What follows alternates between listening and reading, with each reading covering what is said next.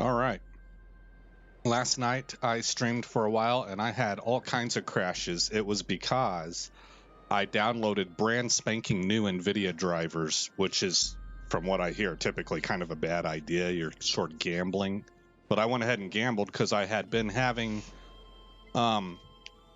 minor crashing problems before. So I tried new NVIDIA drivers and it made it a lot worse. So I ended the stream, I reinstalled my old drivers, and then I test played for a while. And everything worked great. I also made a few changes in my NVIDIA control panel, including stuff that really you guys won't be able to tell, but it made a big difference for me. I took the NVIDIA settings. There's like 3 of them for color, and my game looks terrific now. But I don't think that impacts you guys. I think that's just on my monitor. But at any rate, it did play very stably. Now, that was not with OBS up. I was playing solo on my own. But the reason I tell you that is because we have jumped ahead quite a bit.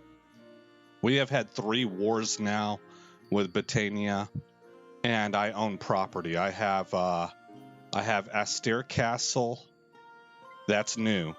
I think you guys already knew that I had Druinmoor Castle and I had Lanaken Castle. But we also, you guys knew from our previous episodes that our wife had gotten pregnant. She has since had that kid. Here she is, Drusabalda.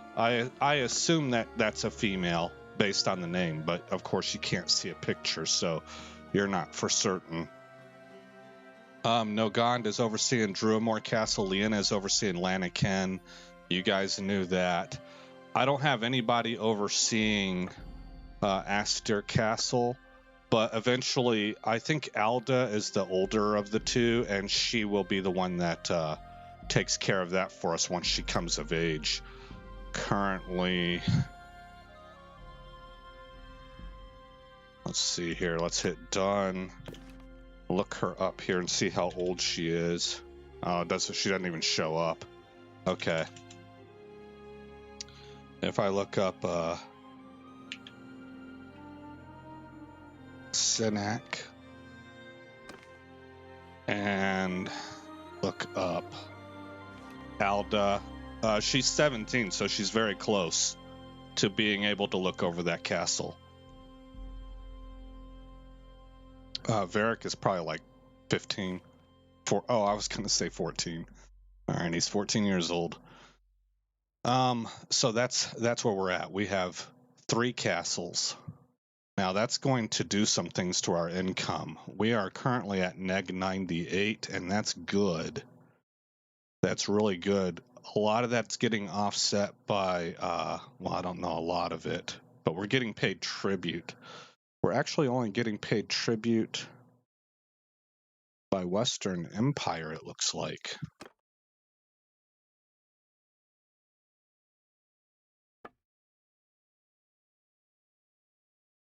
Would I see that reflected at? Well, that's the same list. Okay, well.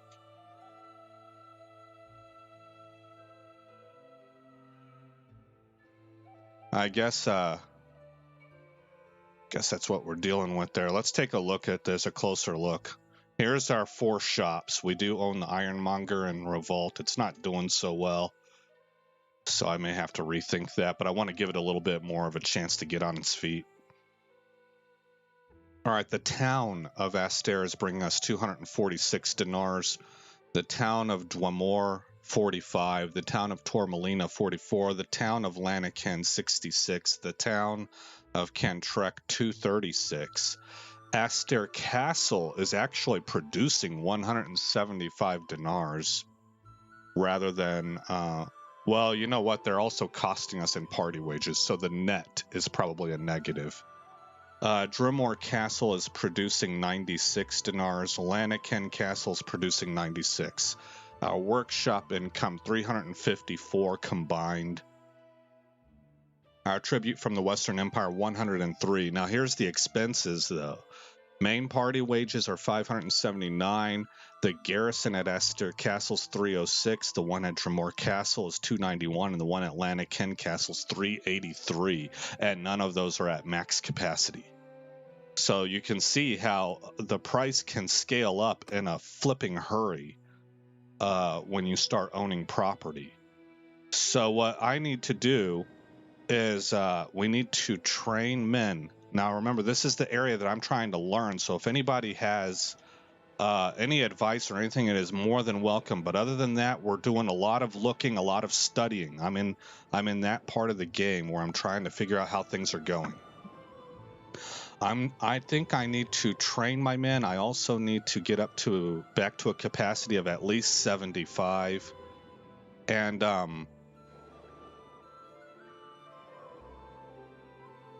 I need to save those tools, and we need to start using smithing again. Although we're at 118k, but that's from selling all the loot from groups of enemy armies I was defeating. When we're in peacetime, I have the feeling that I need to be using my blacksmithing ability. So I guess first things first, let's take a look at our party and see how the number crunch looks there. It's 25, 25, 25 that I'm shooting for.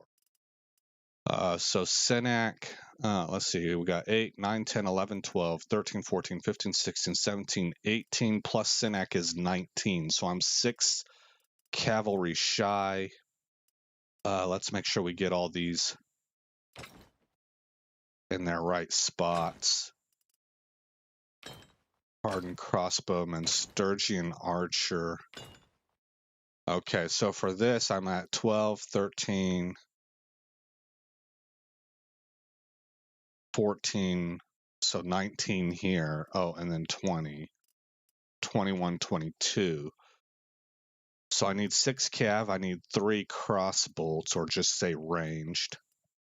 And then melee, I need a lot of melee. I'm at 5, 6, 7, 8, 9, with a potential of 12 more, which would be 21. But I'm really short on the Imperial Legionaries. The reason I'm going with Valandians, by the way, let's go ahead and get started, and I'll talk to you while I'm doing that. I want to gear up Orgunda a little bit more, I think. Hold on, I'll complete that thought in a minute. What are we looking at here? Tier 3, Tier 3, Tier 4, Tier 4, Tier 4. She's not bad. Let's go get ourselves a Tier 6 chest piece, and we can pass on our Tier 5 chest piece to her. So to do that, let's check Penkanak.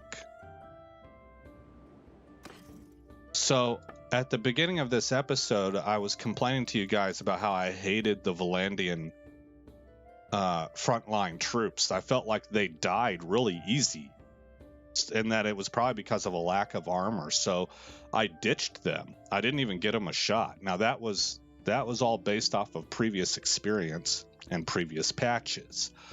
But Italian Spartacus says he loves them. Not all of them. He actually does not like the crossbolts. He doesn't think they stack up well against archers at all. He gives the highest tier of crossbolts a medium ranking. He has a low, medium, and high favorability ranking that he uses. And he says that they achieve a medium, so they're not terrible. But he really likes their what's it called? Fouguiers. They're a two-hander infantry troop, and they're sergeants. He says those guys are so well-rounded, and they have pretty decent armor too. So I was kind of the opposite. I thought and he also says that the Valandian heavy noble cavalry, the Banner Knights, are the second best heavy cav in the game. Well, I've been saying I had the impression that Valandian cavalry was more.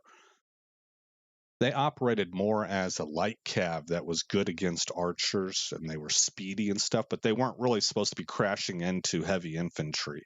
That was more the Empire.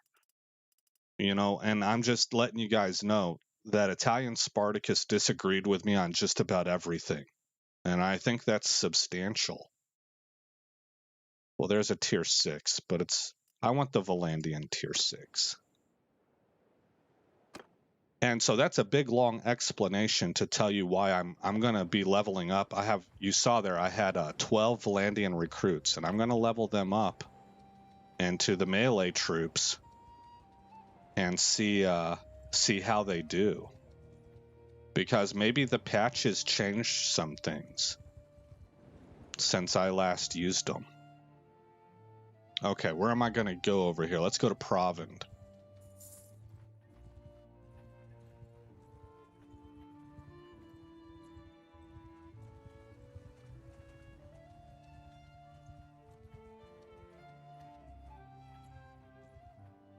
Okay, go to trade. Now, they don't always have it, so we might have to jump around a couple different cities. Oh, they do have it. It's a tier 6. And it's better in every way, so we'll go ahead and buy that. Should I get a tier 6 helmet too? I think this one is ridiculous. I don't even understand that. 178,000. I think I'll go get somebody else's tier 6. I mean, it is 50 armor though. 50 armor's like pretty insane.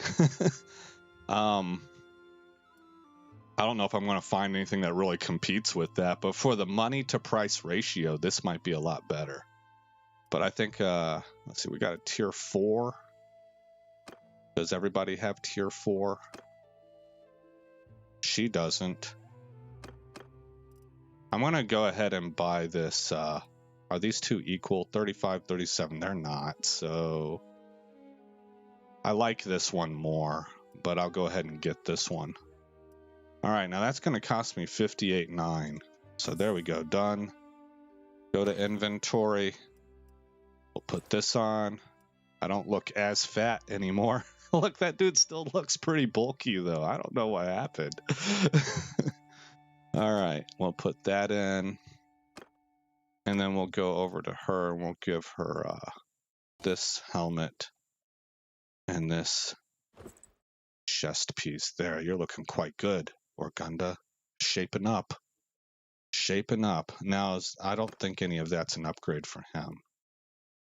Yeah, it's not. Okay, trade. Sell that stuff back. Okay. Now, let's go get, I should have done this before coming out all this way. Let's go get a few more Imperial recruits so that I can get some more Imperial Legionnaires. And then we'll start leveling off of looters again, because we're in a time of peace.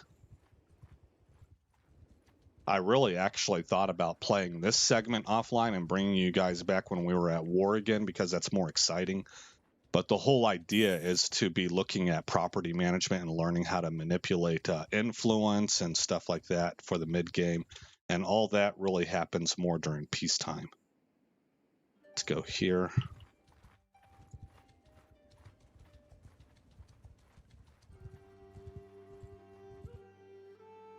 And not byproducts. Recruit troops. Oh, there's a Vigla recruit. We'll take him too.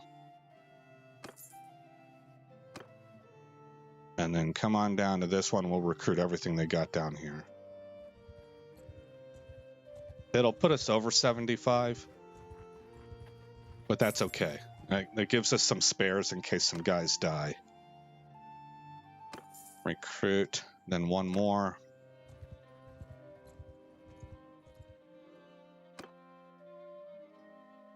And recruit all them. All right, so we're up to 85. Now we can start hitting dudes up, and we need to save the weapons. Save the weapons and start exploiting blacksmithing again. Let's go ahead and send troops on this one.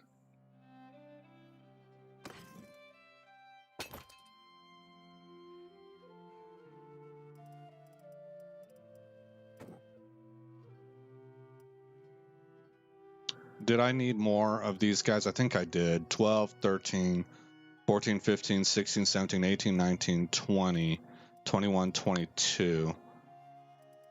So I need 3 of them.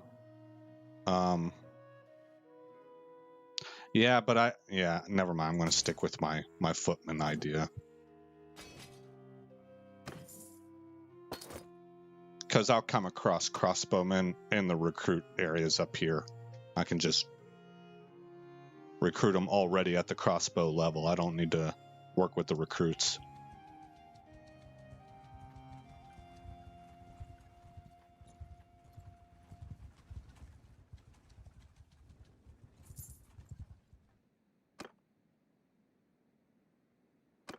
No crossbow.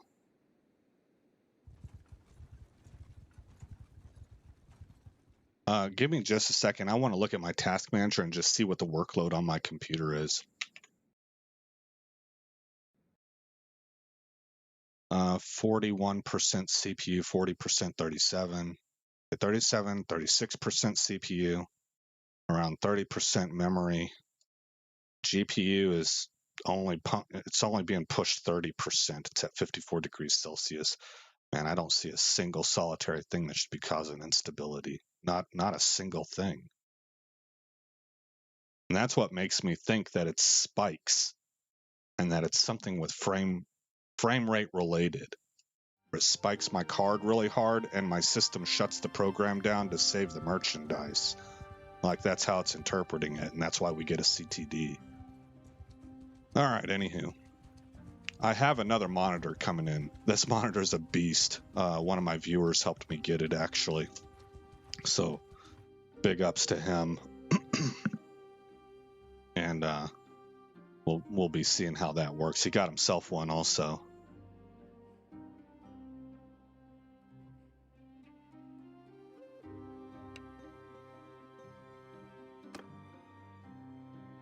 So we both went in on it, but he contributed.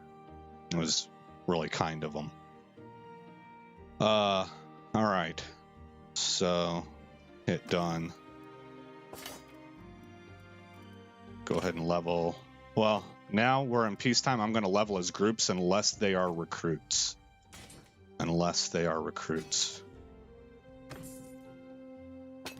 Okay, where's our weapons? Make sure we don't sell those.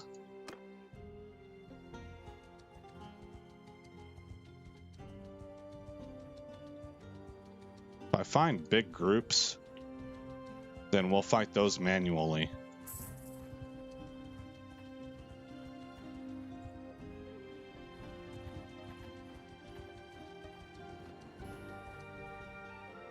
This doesn't count. I'm talking like 30 to 40.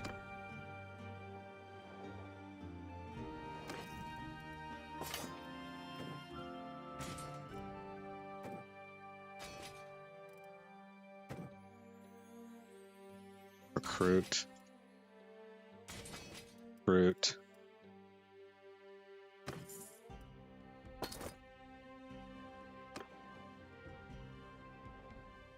And I'm not revealing any more info about the donor because I haven't checked to see if they want that to be public or if they want to remain anonymous, but did want to at least say something publicly that somebody did help me get a really nice monitor. What should be a really nice. It's a Odyssey G7. So it's a 32-inch VA monitor that does 1440p, which is what I was wanting, and has a 1 millisecond response time, which isn't super important to me right now. As I understand it, that's more important to competitive gamers, but it's there. It's good, and has up to a 240 hertz refresh rate, which is crazy, especially in a VA monitor.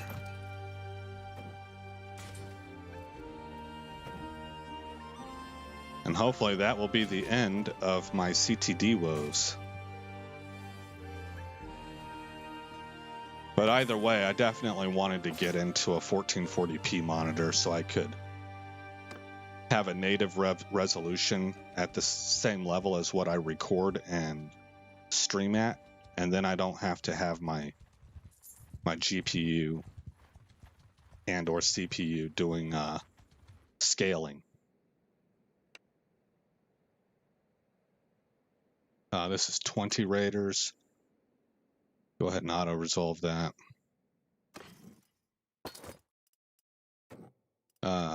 Don't level them up.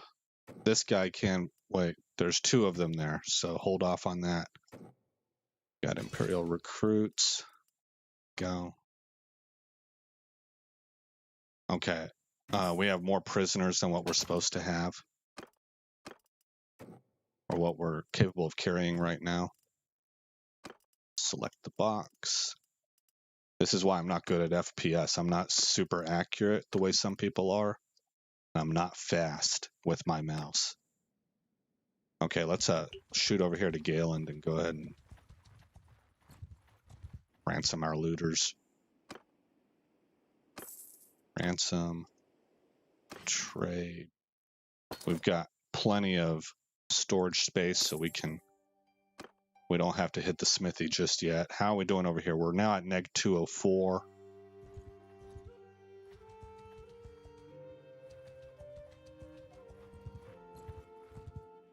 Ah, 44 looters. Hit them.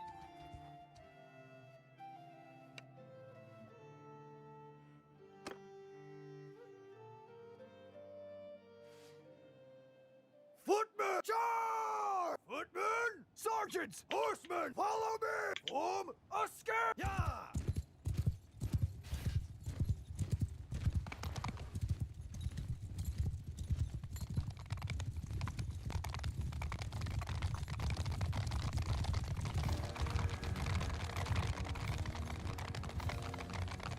Footmen! Hold arrows! Okay, so I just told my crossbolts not to fire, because I want my footmen to be getting most of the XP here. Okay, 1 Mississippi, 2 Mississippi, 3 Mississippi, 4 Mississippi, 5 Mississippi. Kill everything. Get back fire at will!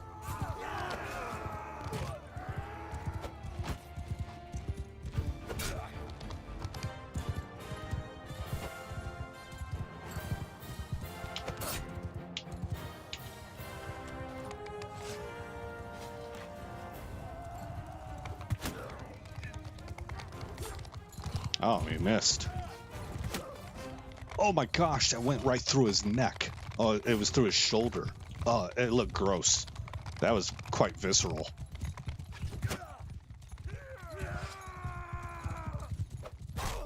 Yeah.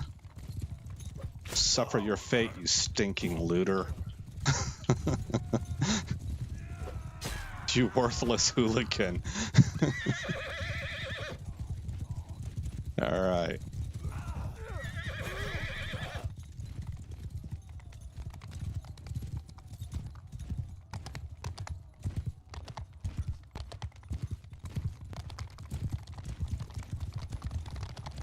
Look at all the dead. Wow. That makes me think there's a band out there. I think they took it from a Conan the Barbarian movie, but their band name is ... and they shall know us by the trail of the dead. And I was always like, man, that's brutal. All right, looks like we win. We had 15 level ups and no deaths. So we win twice. All right, take all the prisoners. 3 of 5 here, 1 of 1, 1 of 2. Recruits, we will level up. Man, even the Imperial recruits are outperforming. 7. Okay, hit done.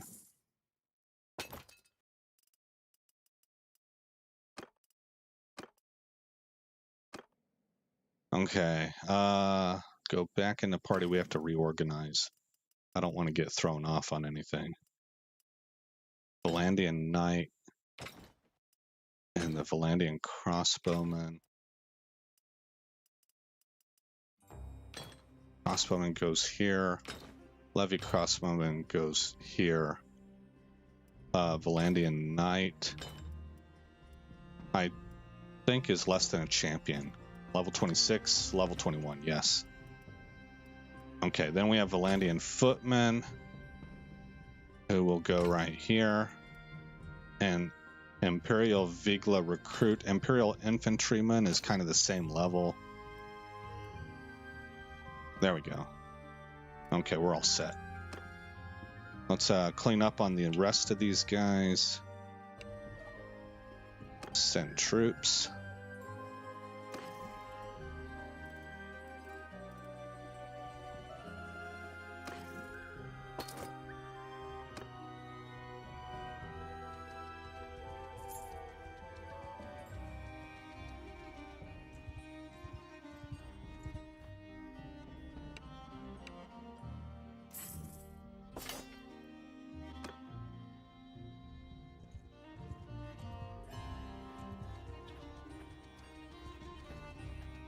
And we're just going to kind of wipe the floor of this entire area. I'm going to try it. We might take some KIA here, but the time saved is worth it. Okay. We did good.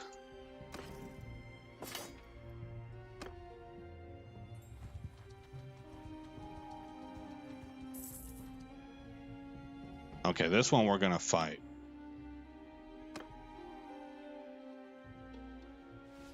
Infantry attack! Infantry take over! Cavalry after Formaskane!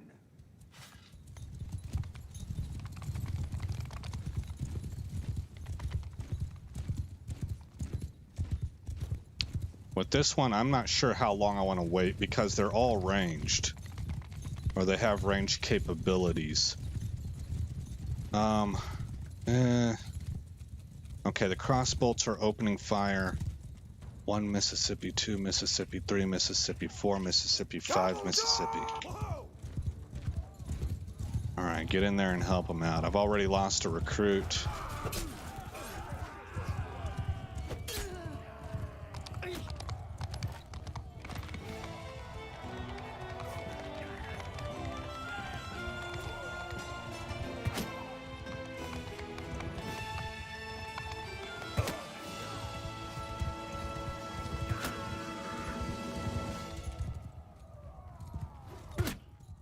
Oh, not who I was aiming for, but it works. Look at that accuracy. My boys are getting down with it.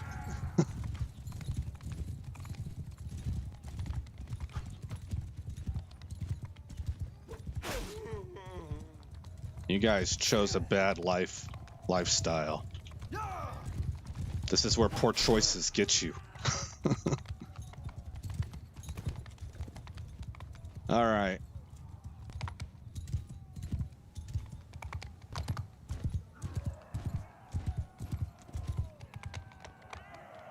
It's always a good feeling when you can come out and hold a bunch of punks accountable. All right, hit tab.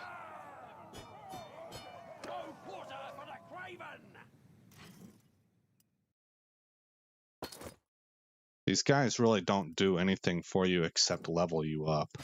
You don't get very much renown for them. Well, for me, actually, I can convert their weapons into raw materials, so that's pretty good. But mostly, you get much better rewards whenever you're going up against armies or merchants, merchant caravans. Which we're kind of a little bit beyond that now. We're not a mercenary unit anymore. If I want a spearman or a line breaker, I'm going to take a spearman. But the looters are always good for training your people up. Get them blooded, get them some combat experience. It's a real fight. They're gonna try and kill you, but they're not really trained in the tactics that we use. They're certainly not equipped like we are, so it's like a live fire exercise.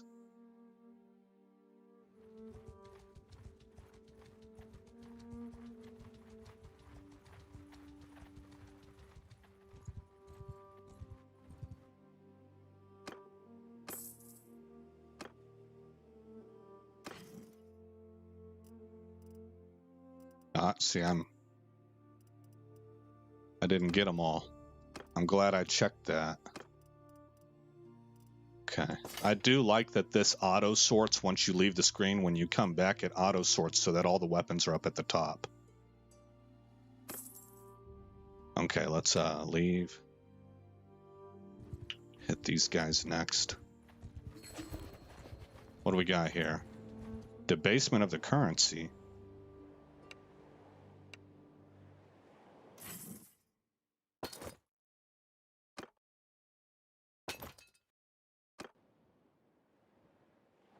No. Stay on the gold standard. I say no. We still wouldn't win it. Even if we put 40 influence towards it. We're going to have to abstain then. Ruler clan gains 100 dinars per day for each town. I should look at that. Policies. Per day for each town in the kingdom. Settlement loyalty is decreased by 1 per day. Yeah, see.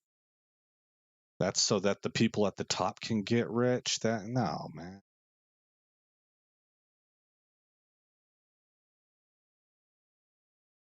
People's schemes. I mean, I'm all for planning, making plans to make yourself wealthy. That's kind of, what's wrong with that? You know, I mean, shouldn't everybody be aiming for that? But whenever you are in a position that you actually hurt the mass population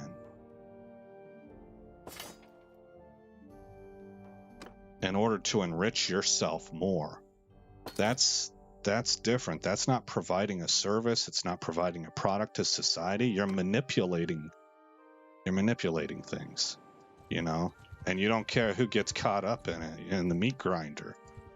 So anyway.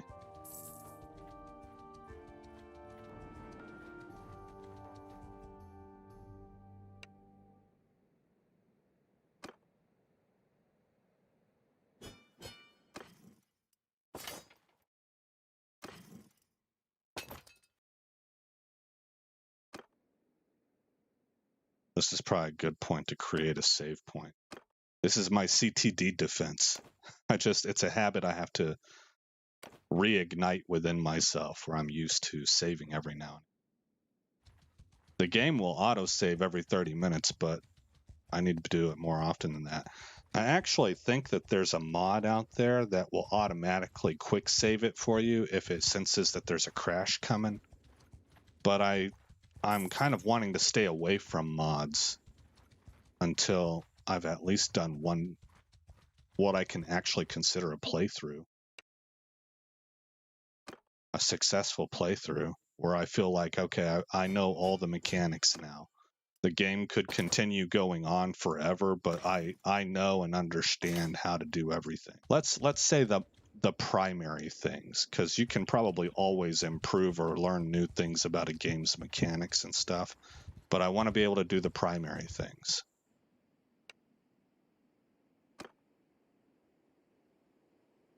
Lost a troop.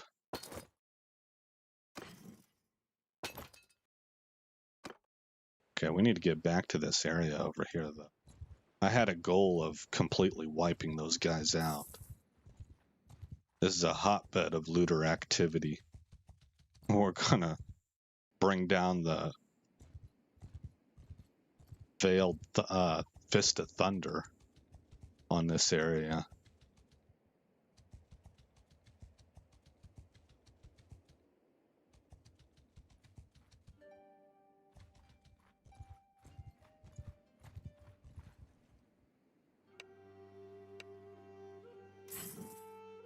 Oh, that was a Sea Raider chief. He didn't have anybody. He didn't have any followers. Maybe we killed them all. I didn't see anybody over here. There was a whole boatload of them, and then they suddenly just kind of disappeared. Now, the hideouts are still there, but a hideout it's kind of a pain in the neck for me. You do get influence for taking them down.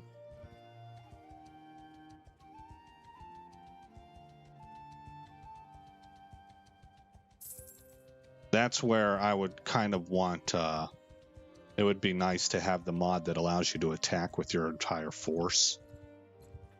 Then I would just go and wipe them out. Because that's not a game element that I want to spend a lot of time on. I like the battles. I like the land fights. I like fighting against other factions. I personally love attacking caravans, but I realize now the game views that as being kind of evil.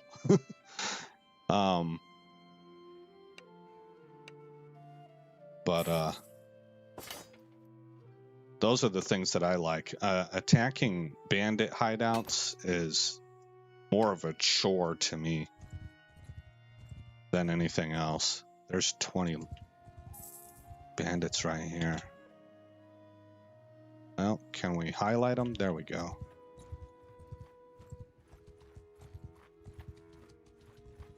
Let's go ahead and manually attack these guys. I got a lot of level ups the last time I did this. Infantry, kill them! Infantry, follow your sergeants! Riders, after me! Skein formation! Okay. Infantry, hold arrows! Let's tell our crossbolts to stand by on their firing. They'll actually join the melee, and their Valandian crossbolts are actually pretty decent at melee.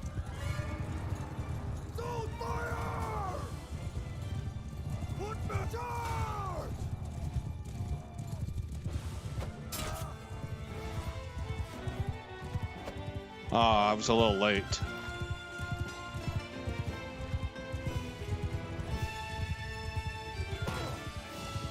Man, I hit them both with my horse, but I didn't get a strike with my javelin. Get out of the way, boys. Keep cutting me off. I'm gonna go over here. You guys, why are you still following me? Did I not tell you to go attack everybody? What? Oh my gosh. Can I get one kill? One. No. No, I have been denied. All right. Hey, Luis, how are you, man? Luis, we have officially arrived at the mid-game. We own 3 castles. And it's costing us some money, but we're also making money. So right now it's peacetime. So I am leveling up my army on looters. I'm also saving all the weapons so that we can tear them down. We can smelt them into raw materials at the blacksmith and build two-handed swords to sell for a lot of money. Right here. Oh, we're actually making plus 291 now. What happened? I was at negative 100 something.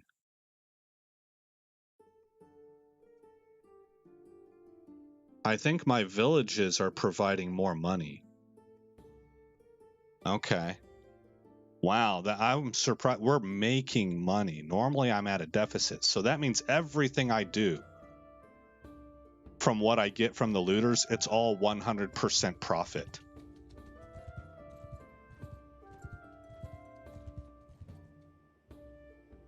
Let's go ahead and get rid of this stuff. Let's smelt all the stuff, and then Luis, I'm going to take you over to the castles and show you how that works.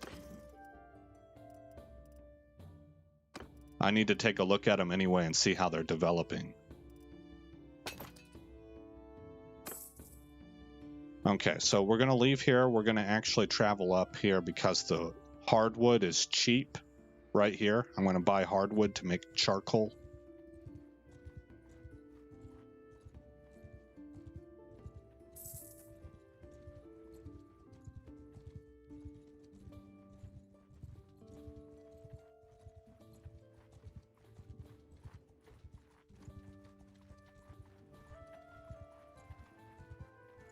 Yeah, and there's no real late, Luis, because I am just completely unpredictable in when I'm going to start streaming.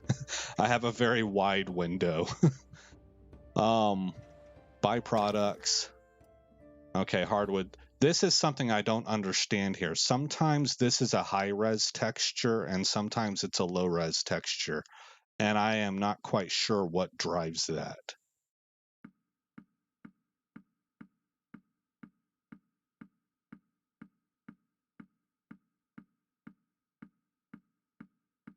There, I just bought 20 of them. Go to Ox Hall.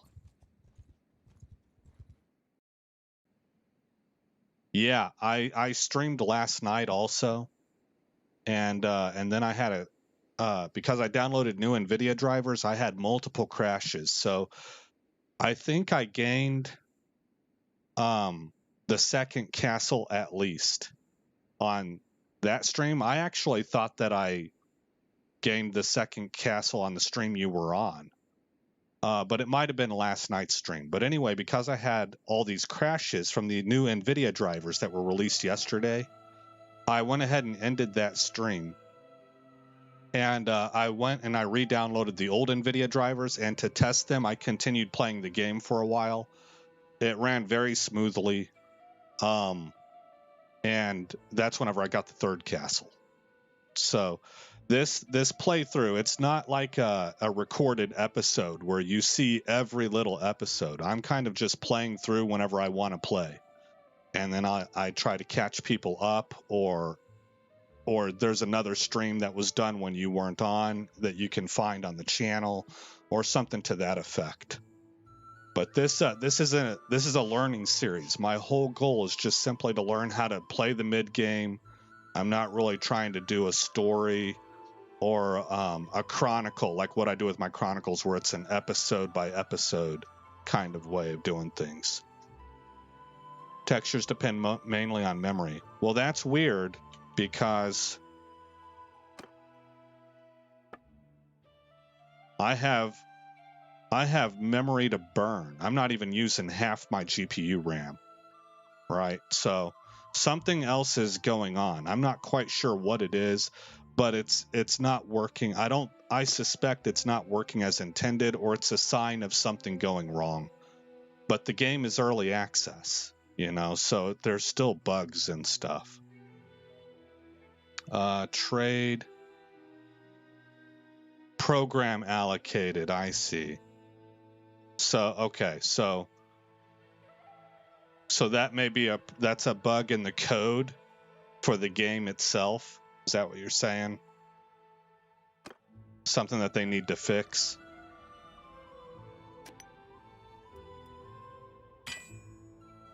Oh, I gotta rest. All right, wait here for some time.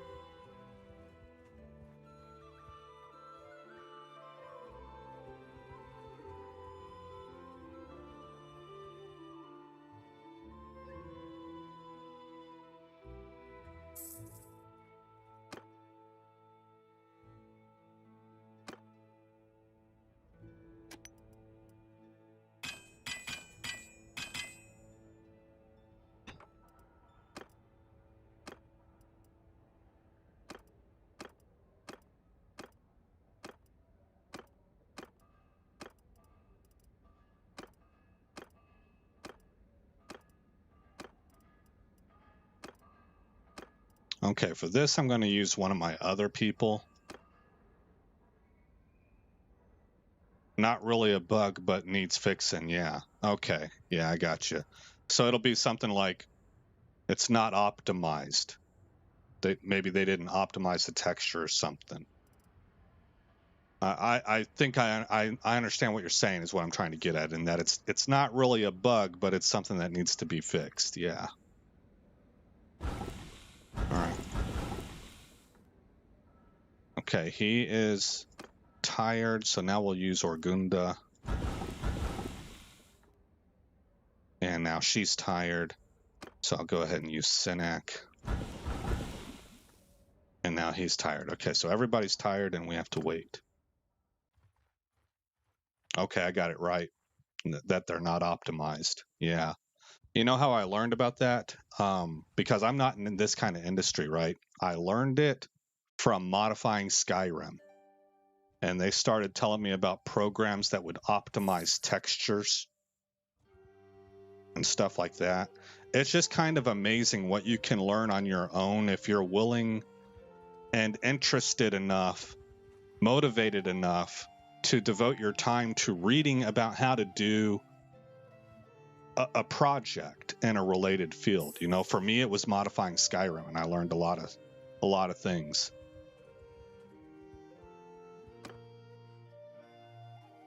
I've often said, like, modifying Skyrim is like a game within the game. You run into all kinds of things that you have to learn how to deal with. It's aggravating, it's a challenge, but you're learning stuff, and it's fun in its own way at the same time, but it's like its own separate game.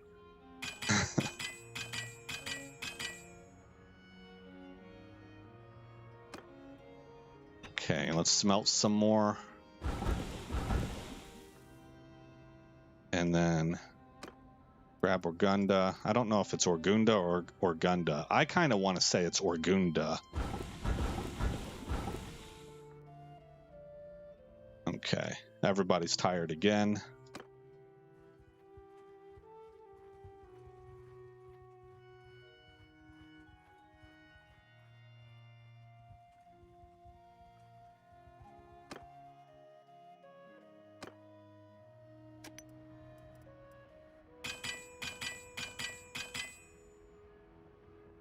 Sinek is tired.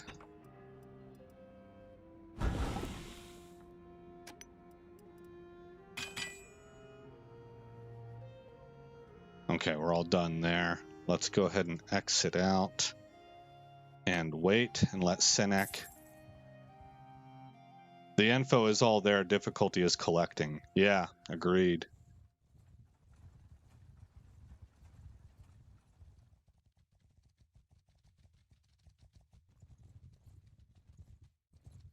Okay, hit stop waiting.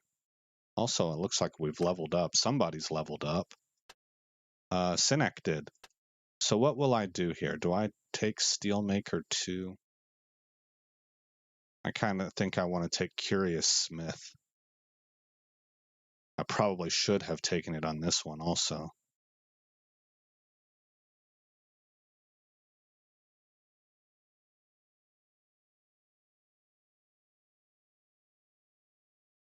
Well, whoa. That is, I think that's the smart thing to do.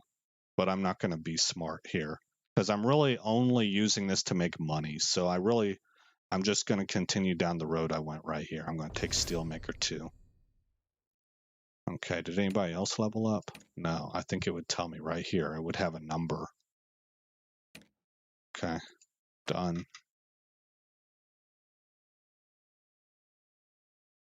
All right, go back to the smithy. Go to Forge.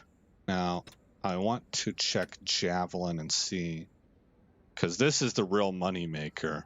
You'll make a ridiculous amount of money off of taking a hunk of metal and literally sticking it on a tree branch. I'm not kidding. Right here, tree branch. It'll have like knobs on it. This is a stick that you found in the forest, and you'll stick a hunk of metal on it, and that sucker will sell for $200,000 or dinars. So that's kind of funny. But the next best thing, because sometimes it can take you forever and a day to be able to unlock one of these, and sometimes it comes super early. It's random. The next best thing, though, is two-handed swords. So you go here and you put the highest level of basically everything that you can in most cases, and you make them as long as possible.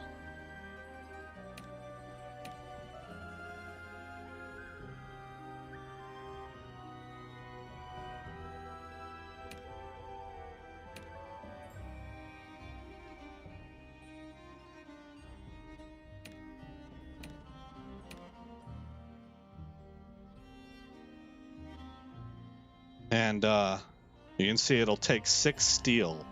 We have 7, so we can make 1 of these.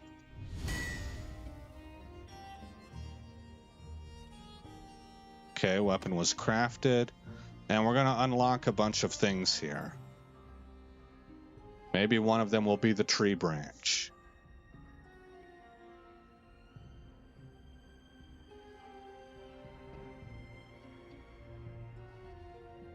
Makara blade.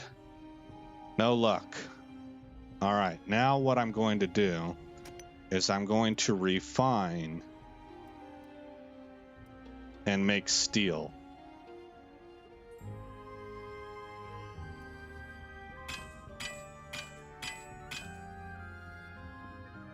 I was able to make quite a few. Does that allow me to make another one of these? I am missing iron. So go back to refine, and we need to make iron. And we can forge another one of these.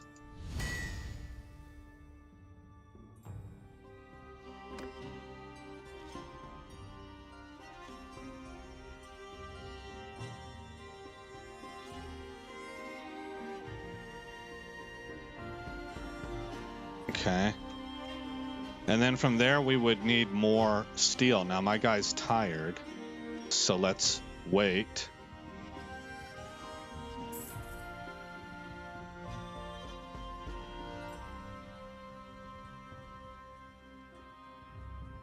How does the audio sound? I don't know if my headphones were turned up too loud or not, but I thought that the music was pretty loud.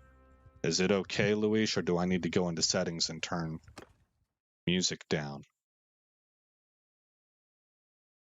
Let's go back into the smithy. And we need to refine more steel,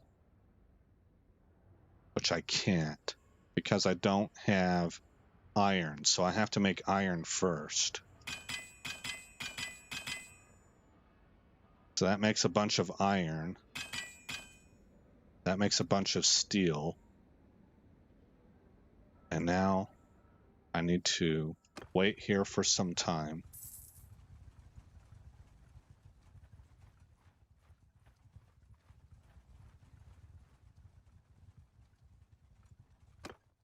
Then enter into the smithy. No change, all okay. Okay, good. And I think I actually have to come back and I have to reapply. Hold on, let's look at javelin. Not available. Okay, go back to two-handed sword and select the blade. It's a tier 4 blade. Why is this suddenly not available? I thought it was a tier 4. No, it wasn't. It was tier 3. Oh, we have a new blade though. Long saber blade. We'll put that on. I don't know if that's any better or not. Requires 3 steel. They both require the same. Okay. Here we go. Put that on. This one. Make sure that nothing else is there. There's not. Okay. And then a pommel. Oh, we got the turquoise pommel here. What's that require? 1 fine steel. I don't have one, so I'm actually going to drop it down and stick with what we were making before. There we go. I still can't forge it, and the reason I don't have enough steel. Okay, so I need to come back over to refine, and now what I have to do is I have a whole bunch of crude iron. I need to make wrought iron. Okay, now I need to rest.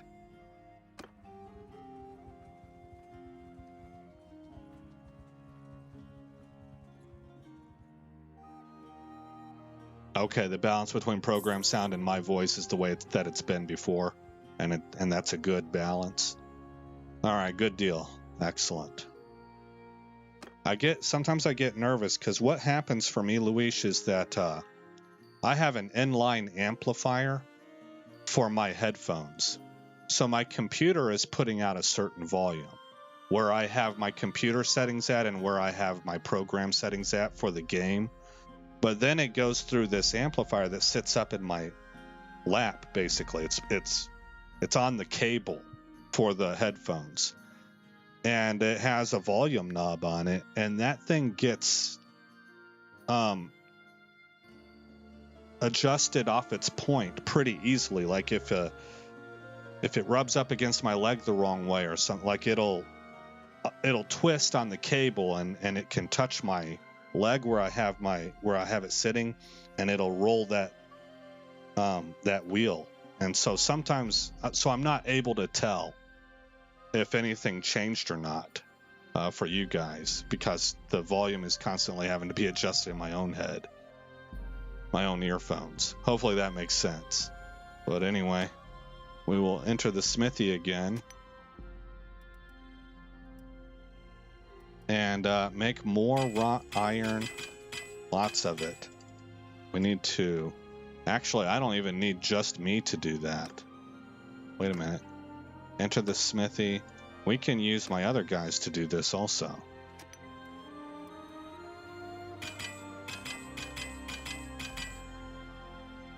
And move to Orgunda.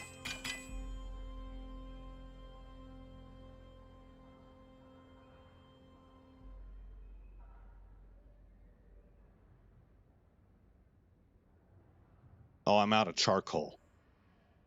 Yep. Okay. So then we will wait here for some time.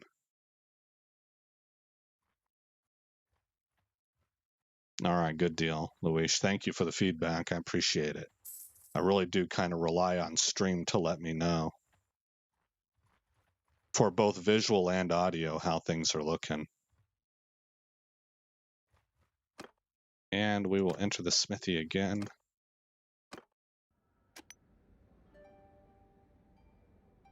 Okay, can't make anything. Oh, because I don't have charcoal. So I need more hardwood. Okay. Back to here.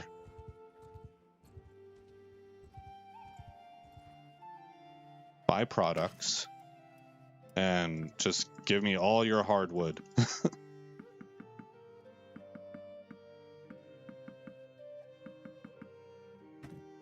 There we go. $656 worth of hardwood, and that's at the cheapest price.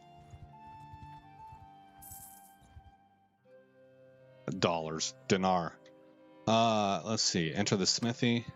Go to refine. Go to 2 hardwood makes 3 charcoal.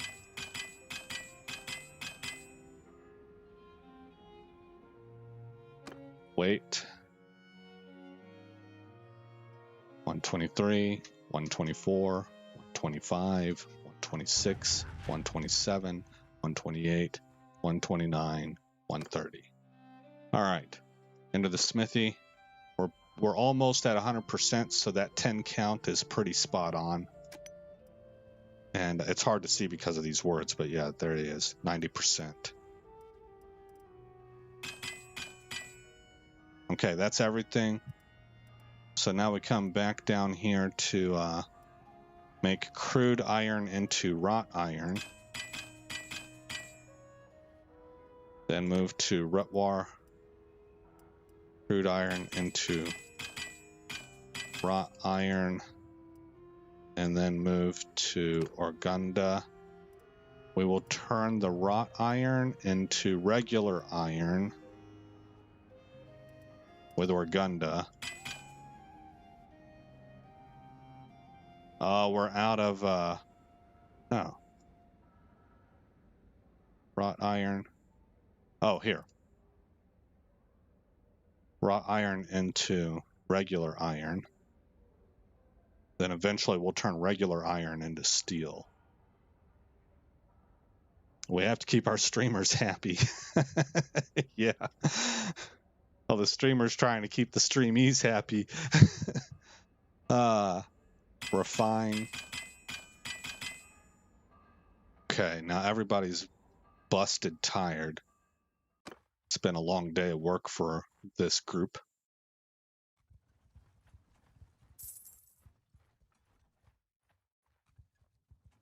We're still making money,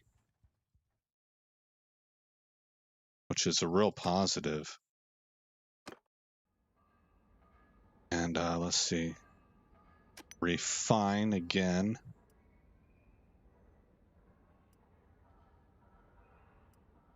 continue turning the wrought iron into regular iron.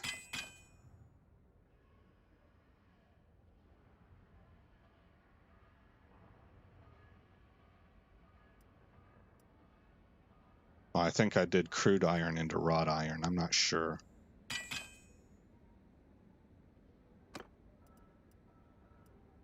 Wrought iron into regular iron.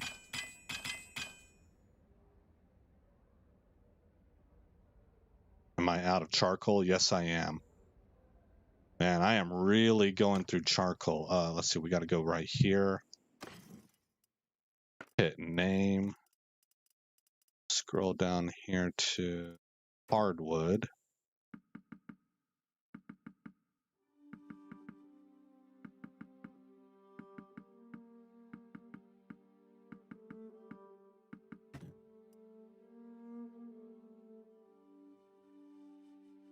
Oh, see, they're selling for 23 and almost 25,000 for this one. So that's pretty significant. Let's see. I need to wait.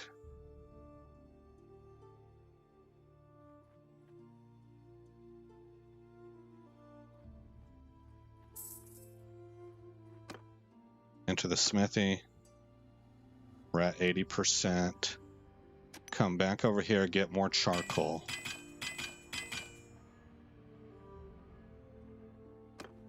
$121, $122, $123, $124, $125, $126, $127, $128, $129, $130. 83%. I might have counted a little fast there.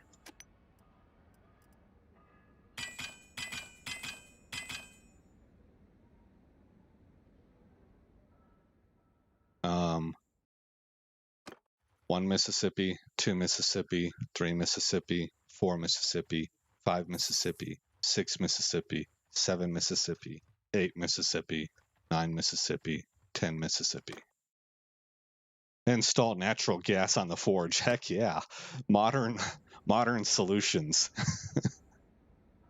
80%. It's about the same. All right. Fine. Oh, am I out of hardwood? I guess I am. And now let's go ahead and do all the steel that we can. And I am tired. Let's switch over. They can't do steel, but they can fill up the iron.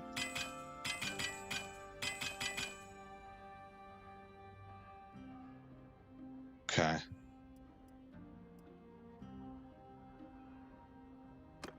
And I think I'm going to need raw iron too, though, so maybe I'll refine here with her. And then we will wait. 121, 122, 123, 124, 125, 126, 127, 128, 129, 130, 131, 132. 100%. All right. So we're sitting at 14 steel, so I know I can make 2 of them. Let's go ahead and make 2 swords right now. Two-handed sword. It was a tier 3 blade. It was tier 4 guard. It was a tier 4 grip.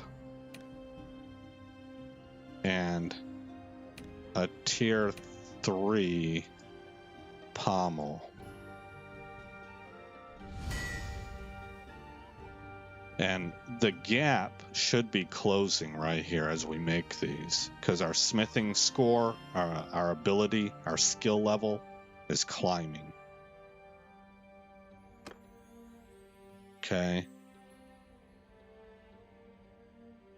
Decorative spear brace, two-handed grip, leather grip, simple wheel pommel, daggered guard, Western Guard, Northern Pommel. Okay. And then make another. And you can name them here also. You can give them special names. Desert Guard, Globe Pommel, Two-Handed Grip, Javelin Head, Volga Head, Wide Saber Guard, Star Guard. Okay, so we now have, well, we had this one before. Now we have this, but we don't have the shafts. Okay, going back over though to Two-Handed Sword.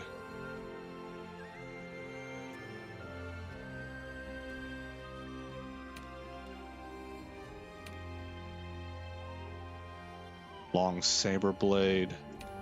We didn't have anything else, right? Right. Okay, Long Saber Blade. And then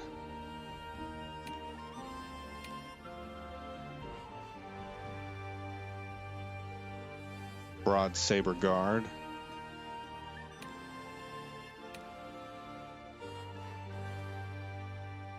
Northern Long Hourglass Grip.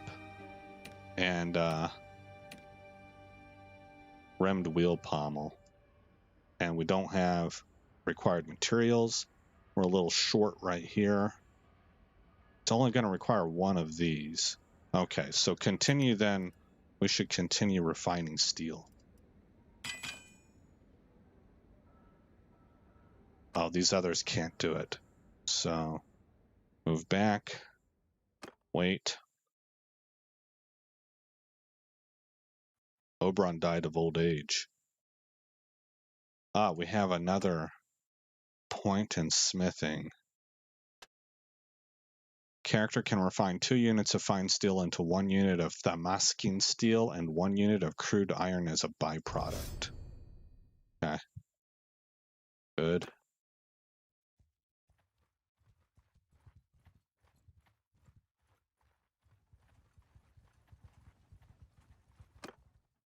Go back into the smithy and continue to make steel.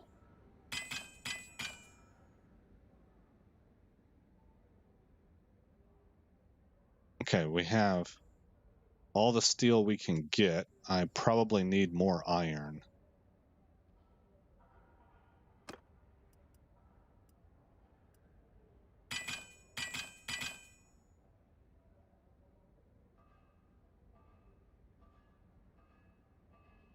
Okay.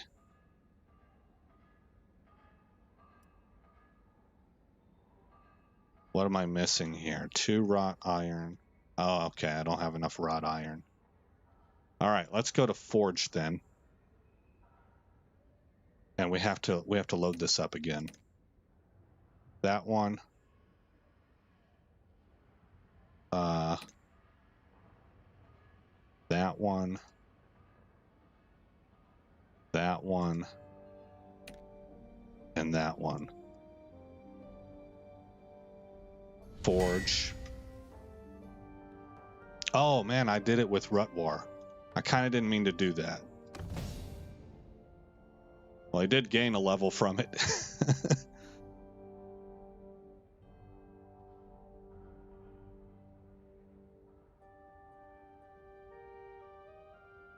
And let's go back. Actually,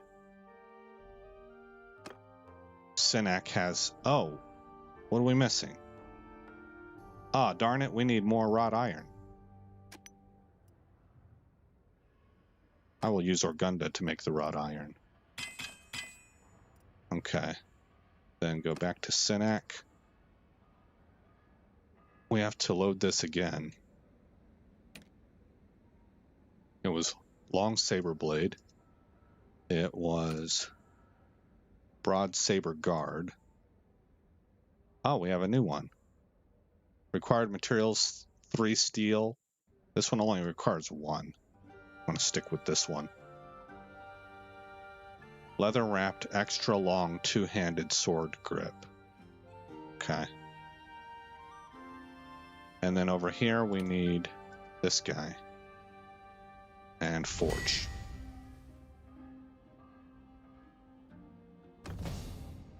And Sinek gained a level. Mahogany handle. It's a handle. I thought it was going to be the shaft for the javelin. Still not available. Okay. Now we will go to trade. They have 70,000. Oh, look at that. 41,000. Bam. Man, we're getting good. We are getting good. Let's sell this.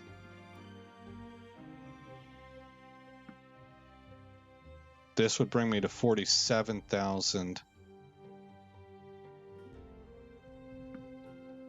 That would be too much. Reset. Okay, so I can watch up here. They have 70,238. 23. 24 brings me to 47. Now, if I put that, this is, let's call it 34,000. Let's call this 48. 8, 9, 10, 11, 12. 3, 4, 8. That eclipses what they have. So I'm just going to sell these two. Done.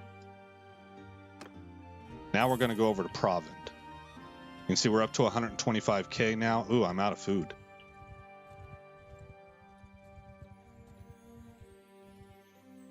Okay, we were able to make it here before our party started starving, I think. Let's get 40 grain, 40 fish, and 40 grapes. Okay. And they have 63,000, so they have 29,000 left, and that's not enough. So reset that, and let's just go ahead and sell our highest grossing one here for 41,000. Oh, did I get my food? Yes, I did. Okay. Also, our character has leveled up.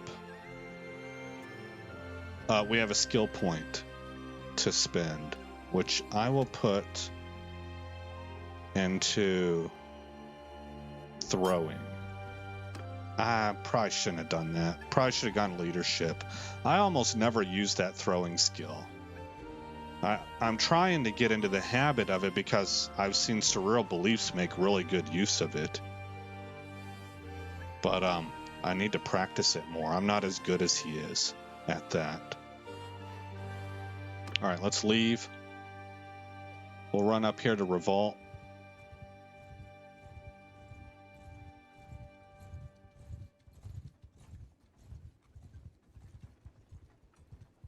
Making 329 dinars a month.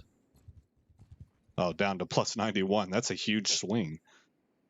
Trade. And they have 48,000. So we will sell you this.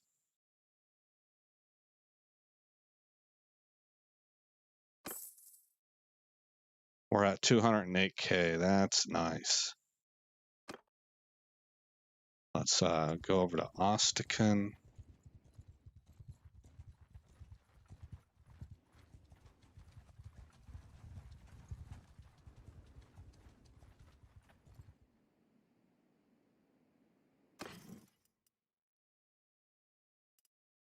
And they have how much? 51,000.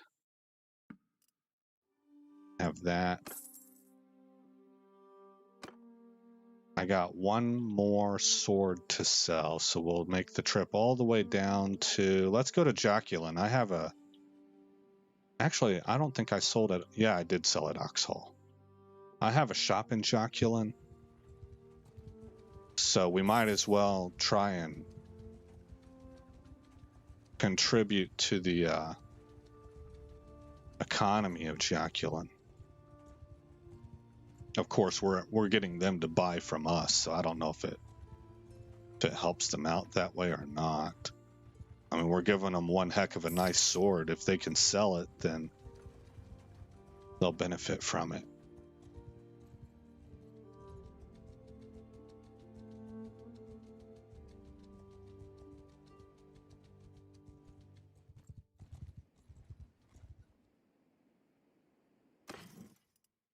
They have 68,000. And we'll sell that hatchet also. All right, 34,000.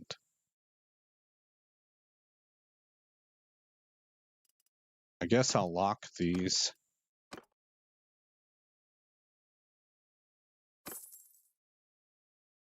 And now that I'm sitting at 281,000, what I want to do is I want to see if that helmet is available. That ridiculously overpriced helmet that is 50 armor.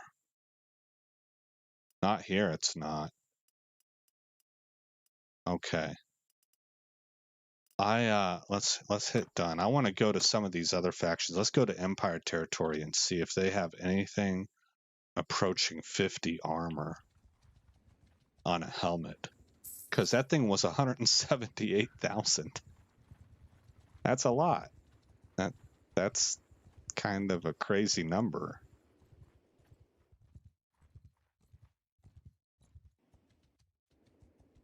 I want to know if the other factions have their version of the same thing at about the same price.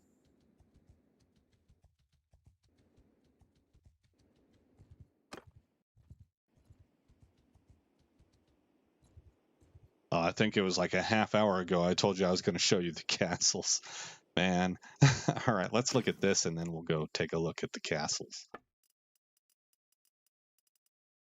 Palatine Guard helmet. Oh, it's expensive too. And it's 46 armor. So the other factions do have these items that are way more than everything else in their inventory.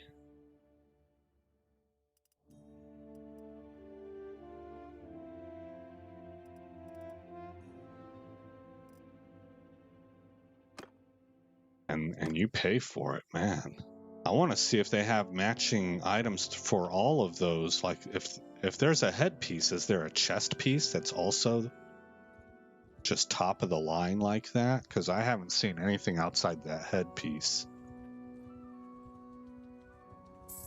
And they're listed as tier 6, but they're way more expensive and provide substantially more armor than the other tier 6 pieces.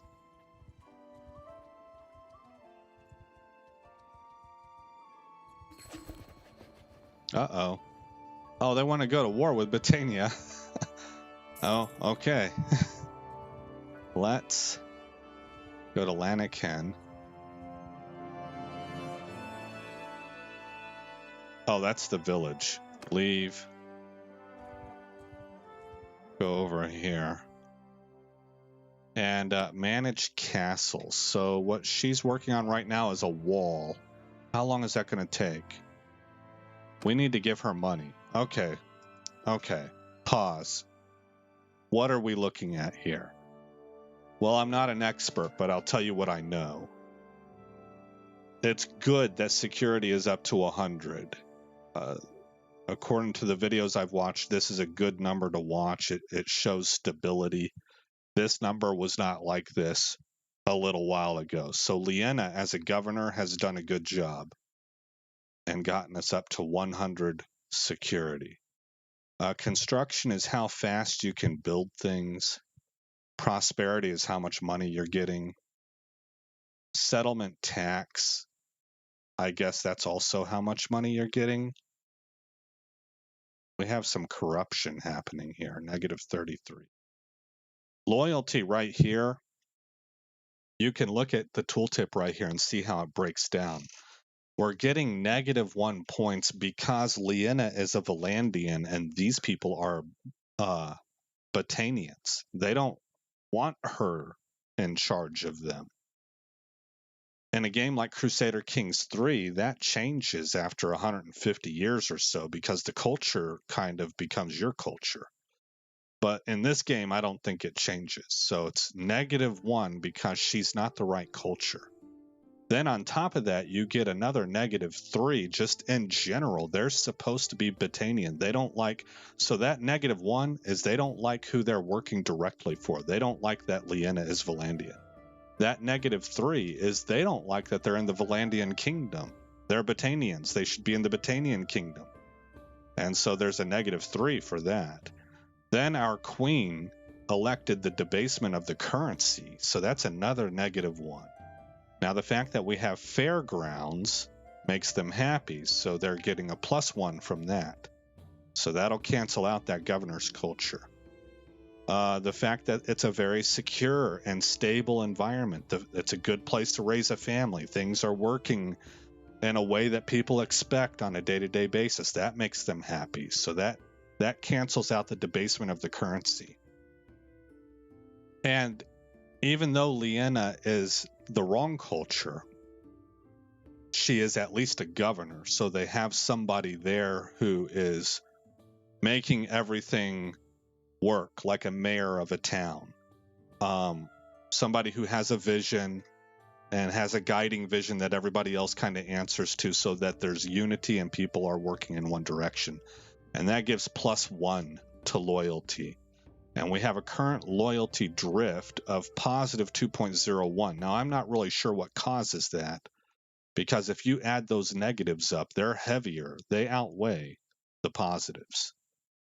So I don't really know what the loyalty drift is governed by. But that is all giving us a loyalty score of 38. And loyalty plays a role over here in things like construction. This is how hard people are going to work for you. I think it plays a role in other things also. Food. Is your area starving to death? We are not. In fact, we've increased. This used to be +4, I think. As long as you're in the green, in my experience, if you're in the green, you're doing good. So the fact that we've increased from +4 to +10, that's a positive. And that's because I told them to build gardens. Wait a minute. Yes, I told them to build gardens, and they must have completed that task. And that contributed to this. So this is your building queue. We'll get to that in a second. Here's our militia. We have 121 militia members. That is not the garrison.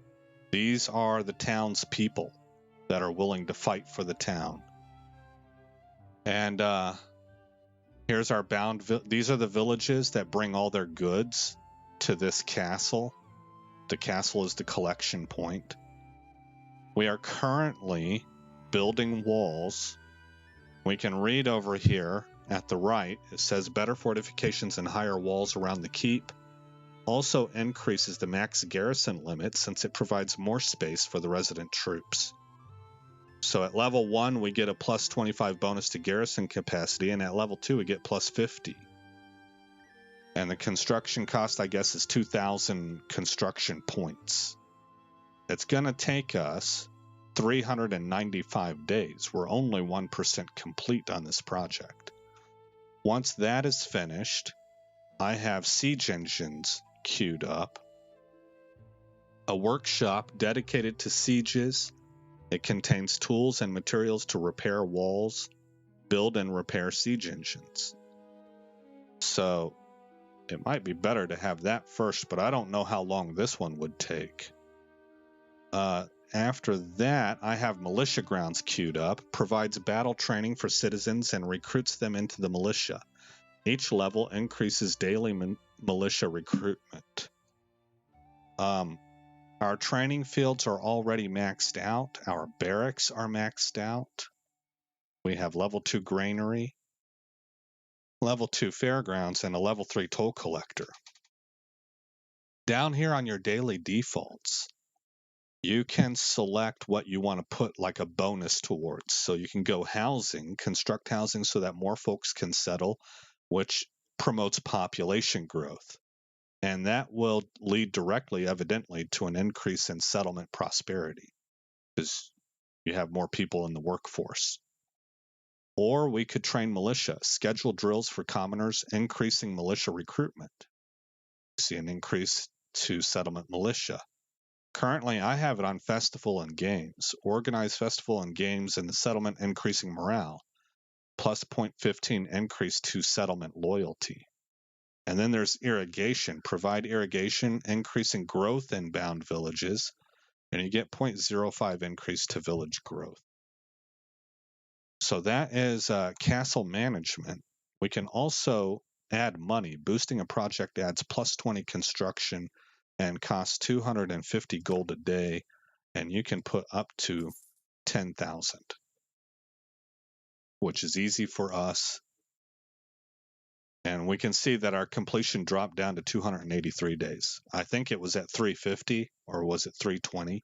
It was 300 something.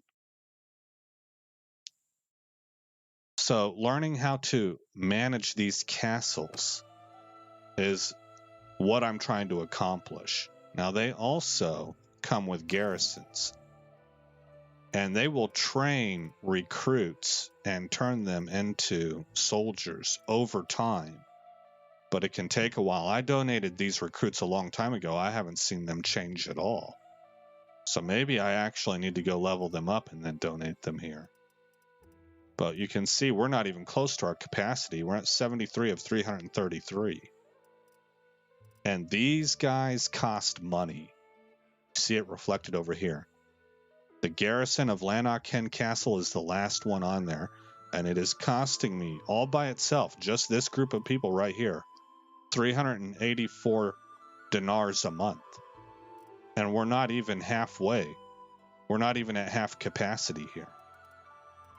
And then as you level these guys up, they're going to cost more and more and more. So this can act as a recruiting station for you to replace your troops with. And the way that you fill it up is you go and grab recruits and you ferry them over here and put them into here, into your garrisons. I think that's how all that works. The expense that you run into to maintain all that is where the balance is at that I'm trying to learn with this game. I need to be able to make enough money to have these castles operating at peak efficiency and max capacity. And that's just not really an easy thing to do for me at this point in time. But I think I understand what's going on here enough to know at least what I need to do, to have some idea. I used to not know any of that. I had to watch videos, several videos, to get my head around how to even improve a castle, you know. So there's a lot going on. We can come up here and take a look at Aster Castle, Aster, and see how we're doing here. We can certainly give them money. Okay, they are working. I have no governor here. Alda is available now. There we go. Excellent. Alda is now governor of this castle. And she's building barracks followed by... You have to match the pictures up. I feel like I should be spotting this immediately. Oh, here it is. Toll collector. So that'll make more money. More troops. More money. Siege workshop will build and repair siege engines for castle defense. Followed by... Oh, nothing. This is infinity. So currently, they're looking at housing, but we're suffering a -1 on loyalty here. Let's move it to festival and games. Okay. So we're done with that. How's your garrison look? 38 of 257. Okay. And then Drewmore Castle. This is the first castle that I ever got.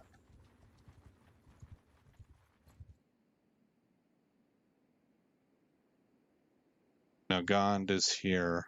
I wonder if that means he needs to be married. So that's right. I meant to take care of that, and it slipped my mind. Manage castle. Nogand. Security 100. Things are looking pretty good. Let's move this to festival and games also. We're not doing good on money.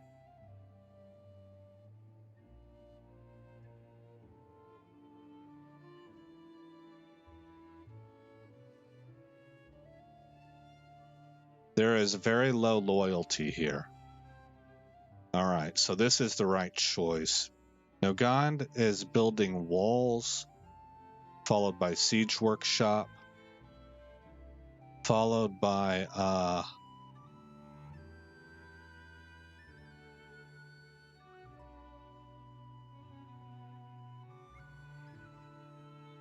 here it is, training fields.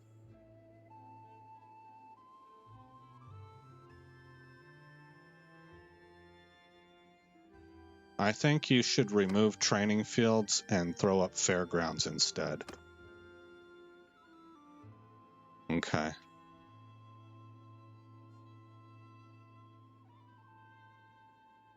And he needs, I gave him money before, but he needs more. All right. Well, we have so much. We have kind of an embarrassment of riches right now.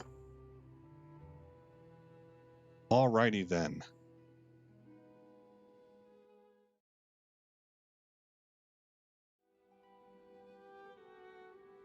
Well, I think a war is about to start.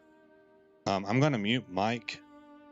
I just need to go across the room and turn a fan off. It's kind of cool in here, so I'll be right back.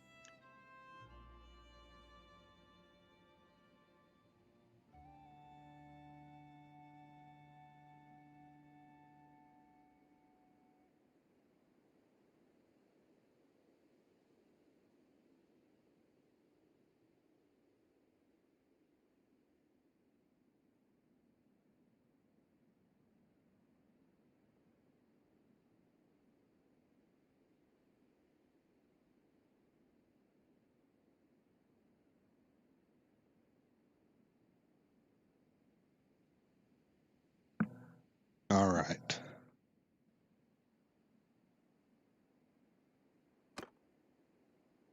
All right, we got 83 soldiers. We're about to go to war. I'm going to want to raise an army.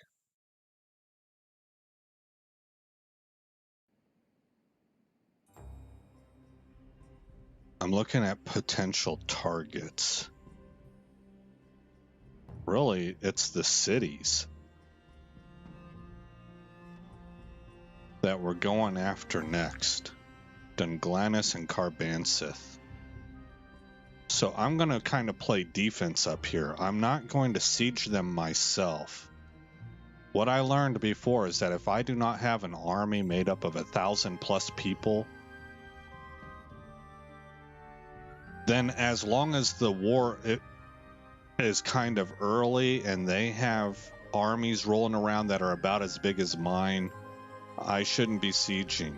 If I have an army that's around 200 to 500 people, I should be screening, running around here, looking for who I need to come in and help defend, because we're gonna have a large army that will siege, and then all of the Battanian armies are gonna come in like wolves. There'll be small groups until they have a large enough group to combine together and kick these guys off their siege.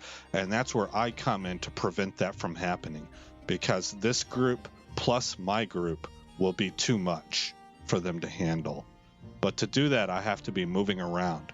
I have to be looking for armies in the field that I can wipe out, and I have to be patrolling around this area, making sure that whoever's doing the sieging is defended. So we're gonna set up camp. We're gonna set up right here.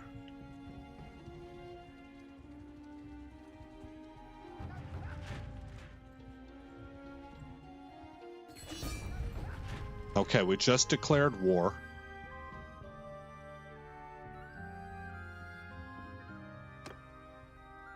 So what I'm going to do then is I'm going to open up, I think it's Kingdom View, Armies, and I'm going to create an army. I have 118 influence to spend. Yeah, a lot of people have already joined. Okay, well, we have plenty to pick from here. We got 80 troops right here. 123 troops. 74. And I think that'll be good. So we have a team of 360.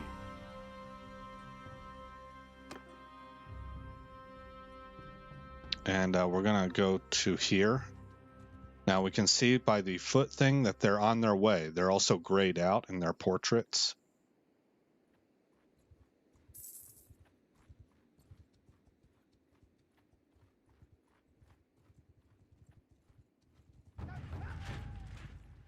Okay, we've got one that has joined, 2. My castle is under siege.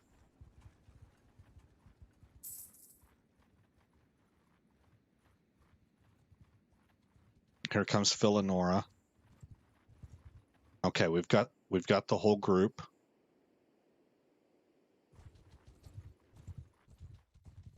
Which castle? Astor Castle. Let's go down and see if we can take on whoever has put it under siege. I got 362.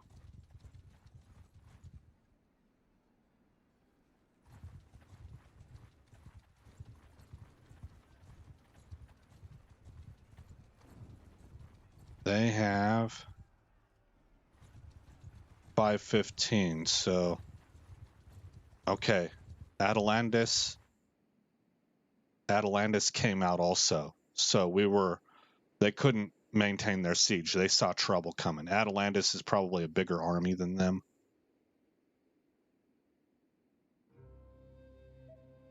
Okay, I don't feel very good about taking on 515, although my troops are usually leveled up enough that actually ends up being an even fight. I'm going to come back up here. I'm just kind of patrolling around looking for enemy armies. She's got 211. Oh, she's only got 211. Is she going to get hit by that 500-man army?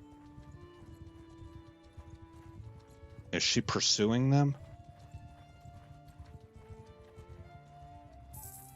Here's Catalid's army. Ah. Let's cut them off.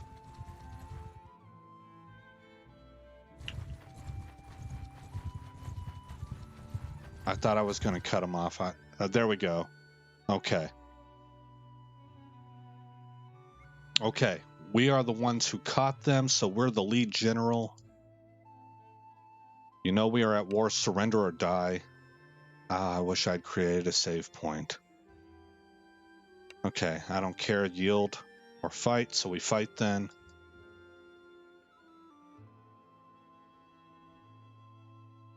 Maybe I can create save as. This is a little bit of a weird place to create a save, so I'm going to put a test in. A test save. And we're going to attack.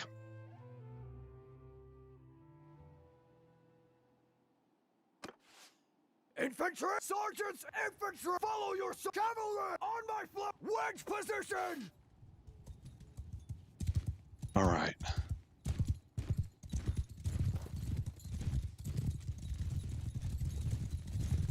They don't seem to have much cav. 4 of them are archers. 5 are regular. They're like melee cavalry like we are. So my goal then is to take out the melee cavalry as soon as possible and then hit their archer line while trying to knock their cav archers out as targets of opportunity. Like if the opportunity presents itself, I will take out a cavalry archer. But other than that, I'm going to try and focus on the back archer line.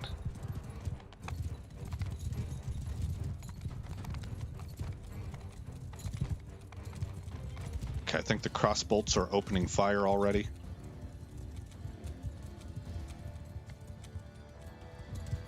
No.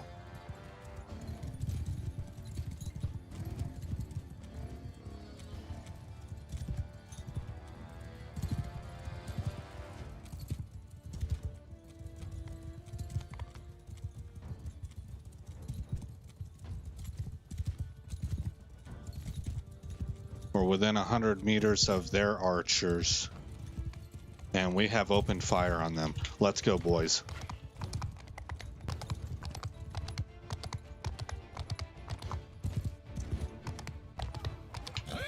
Ah, oh, man, I hit a deadgum tree. I didn't even see that thing.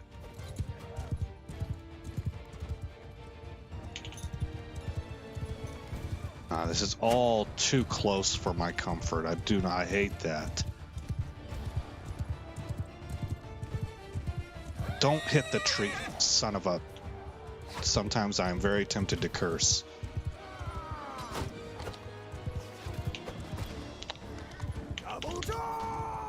Destroy everybody.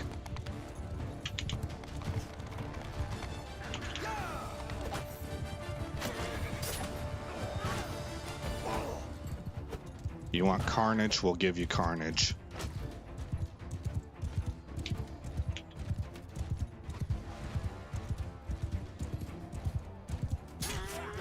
Okay, finally, that's what I want. I want to take the cav out.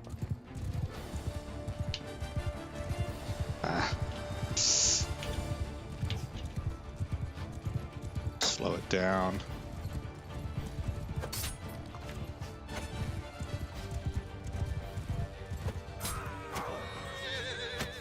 Oh man, I'm getting peppered.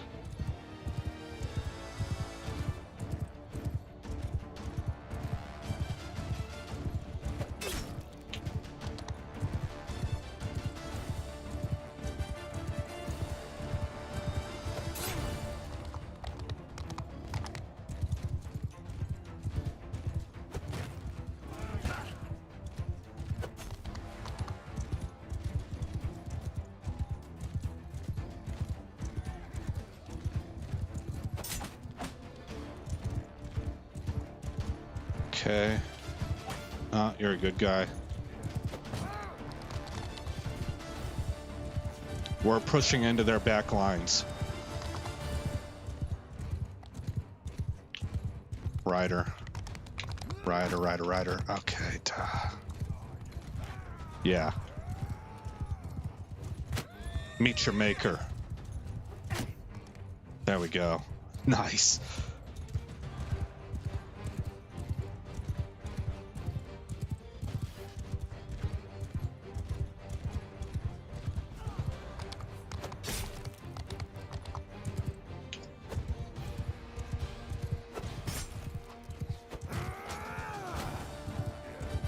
I think I've got all their cav. Nope, there's one. Oh man.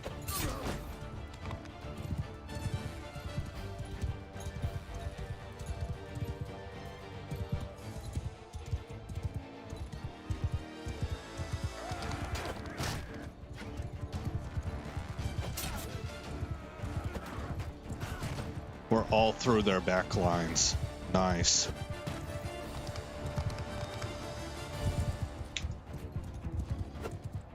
Doggone it.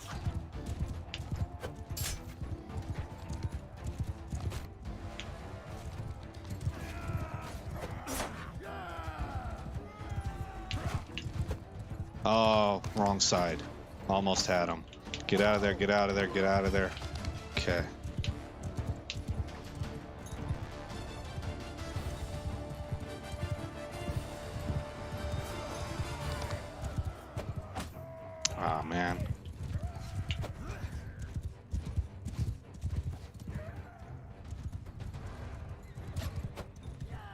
Really? Try again.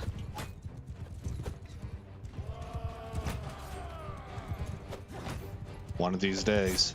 There we go. All right. Okay. I've been watching some Surreal Beliefs videos, and especially, I mean, it's not easy in the forest, so I'm going to give myself a break there, but he does a much better job of being able to, even when he's in the fray, being able to see what's happening with enemy movements and then ordering his soldiers to specific places. That's where I want to get to. I want to be able to see what's going on around me and then apply tactics appropriately. But right now, the whole thing just looks like one huge melee to me. It looks like pure chaos. It's hard for me to see where the battle lines are. I can tell basics. Like I could tell, you heard me talk about it, I could tell when we started to push into their back ranks. And that's how I knew we were winning. We were advancing and they were retreating, basically. But I couldn't really tell anything beyond that, and I didn't know how to order specific units to do specific things. I instead kind of give them over to their sergeants for the AI to control. So I had 13 kills. That's not bad. I would like to be up in the 20 area. That's a goal I'm working towards. But to be at I think this is reflective of where I'm at. This is not bad. I feel like I contributed. Okay. Oh, Alondis died on the battlefield. All right, you are my prisoner now. Take all these guys. We'll take all your loot. And we'll go over here to Penkanak.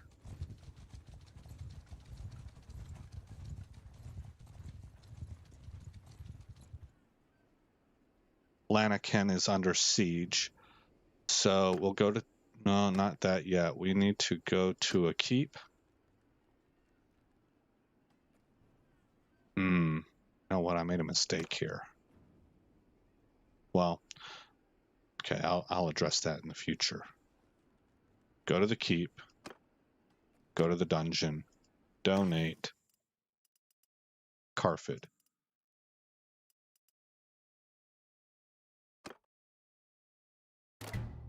Then go to the tavern. Ransom those prisoners. Go to trade. I am going to go ahead and remove the restriction on these items here because I want my carrying capacity to be maximized. And we'll sell as much as we can. Make a boatload of money. We're good on food. We have 289 troops with 28 that are returning from wounded. That they're just out because they're wounded. I would like to take this guy out. Doesn't look like we're going to get any help though.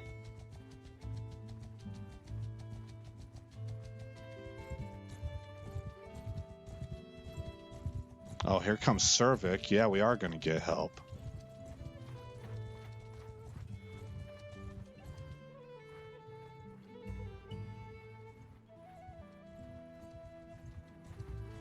Okay, so Cervic's army just pushed them off of that siege. Let's see if we can force a fight. Because we're going to be faster than Cervic's army. Alda gained a level. And we have help. You can see our power bar is much higher.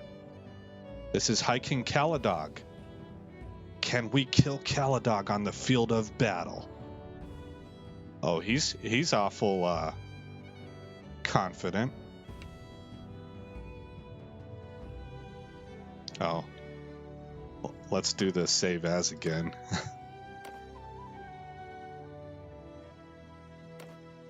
All right, we will attack.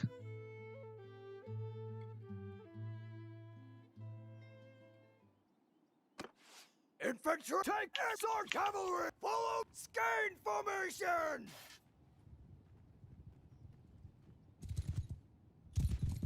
They have 14 cav. Everything else is going to be archer line and spearmen. Are we waiting for them?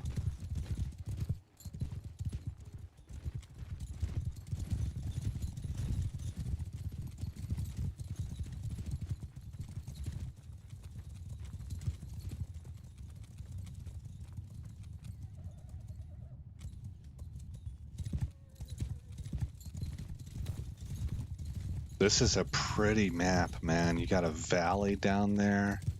It looks like it's covered in mist. People want to cover the high points. Got incoming.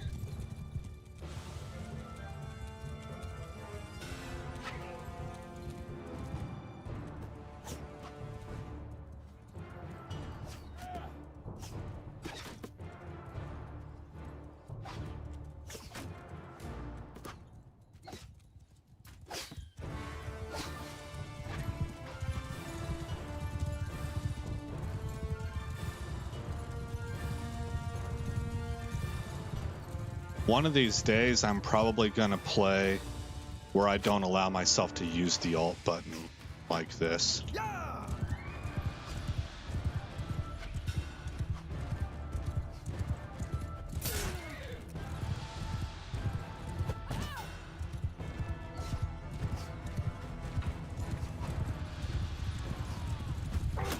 Ah.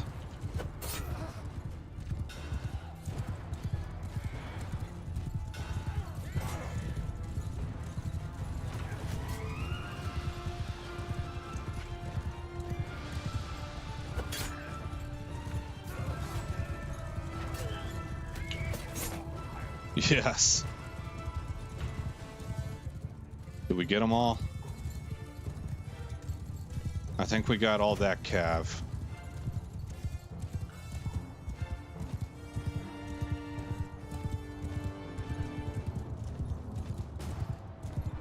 Oh, you son of a gun, you're lucky.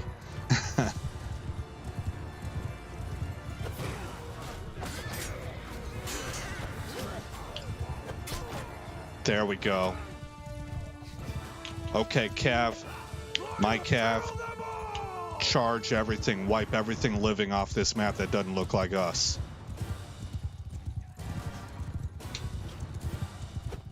Peace be upon you.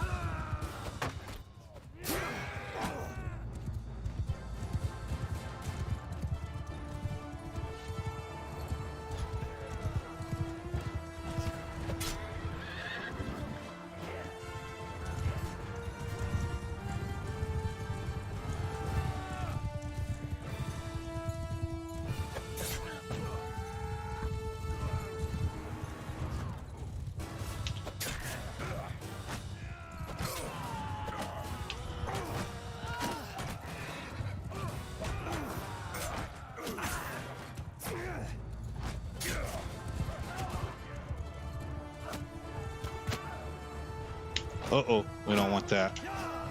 Get away from that.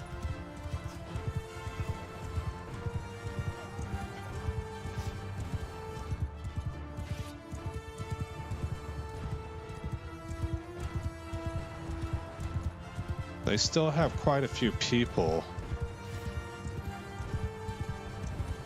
Here's a group of them. I didn't get a hit.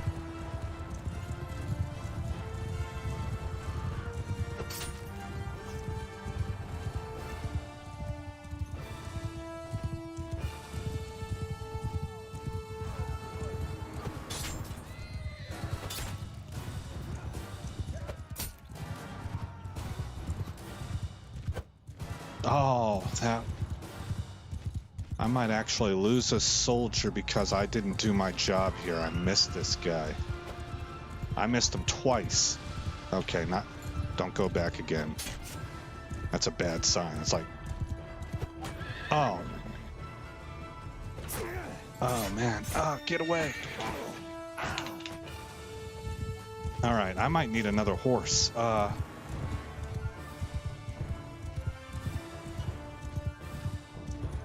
You know what? Why are my guys all up here? Attack! Infectors! Only half my force is fighting. Who are these guys? And how come you haven't done anything, you jerks?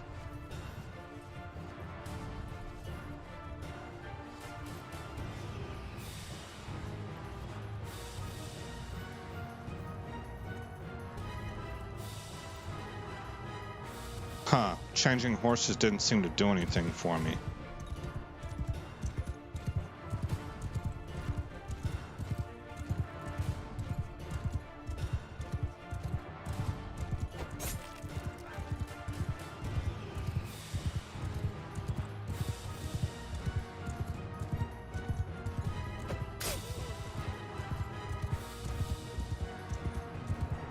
Okay, that's the end of that dude.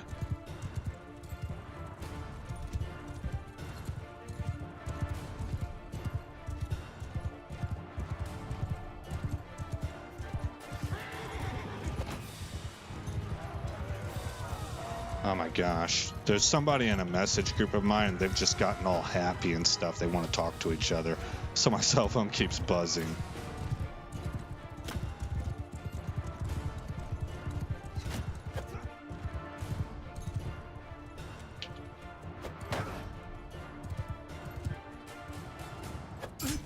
There you go.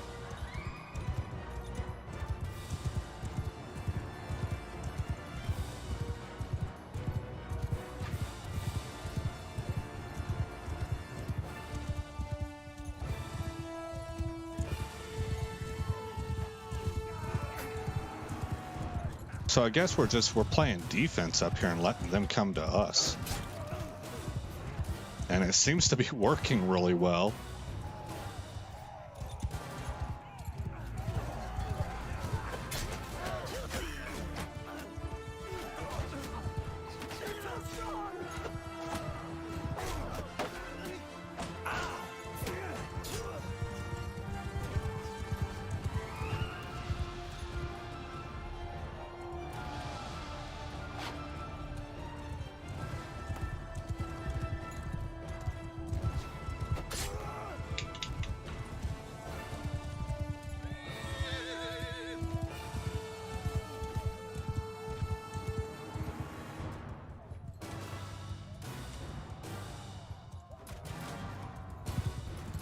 Our crossbowmen are kind of picking them apart.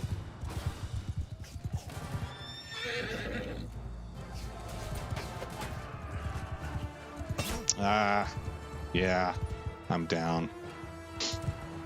That stinks.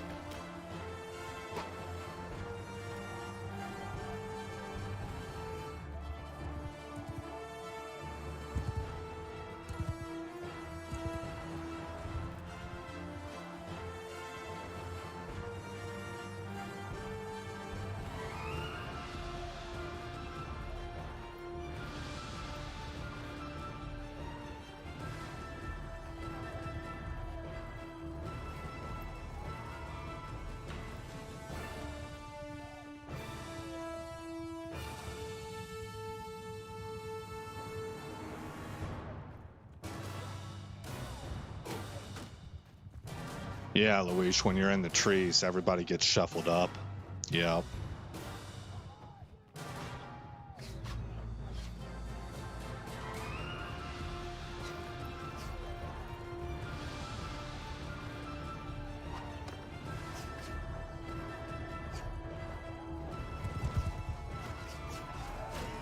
Okay. They finally gave the charge order. That took a while.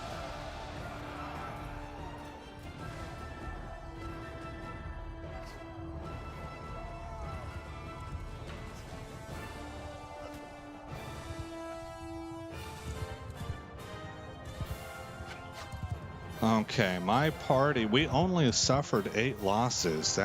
I'm surprised by that because I gave the order to be aggressive and nobody else joined me.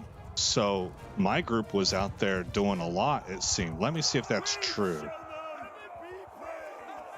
We killed 84 people. Cervix party, which is like twice my size, only had 99 kills. Ooh, Varmint had 170 though. Wow, 101.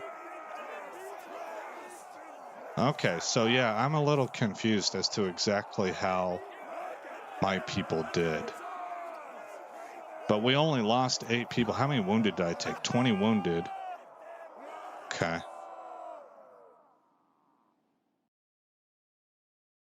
You are my prisoner now. These guys are my prisoner. Had some level ups.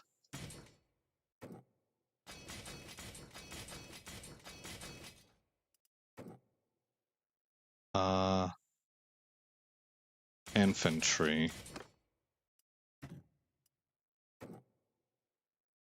Let's give crossbolts and then infantrymen. Okay. Done. Loot all that stuff.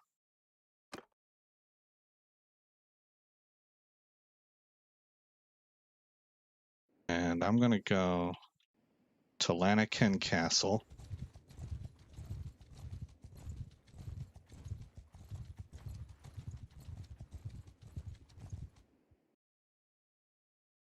And go to the dungeon. I'm gonna put Roderick in there. Now, in the future, if I want to, letting these people go for free gains me charm. It'll help me build up this skill right here in the social tree. I don't know exactly what I would use that for. Maybe it helps me accrue influence. I just know that Surreal Beliefs in the playthrough that I've been watching from him uses it a lot. He put a focus on it because he needed, I can't remember what he needed it for. He needed to level charm up. Maybe it was leadership. I thought it was charm though. I'm sure it was charm. And I think that was tied to the fact that he was needing influence, a lot of it. So anyway, Alda has leveled up. We will give her a skill point into Steward. She's still very young, so she doesn't have a lot of attribute points.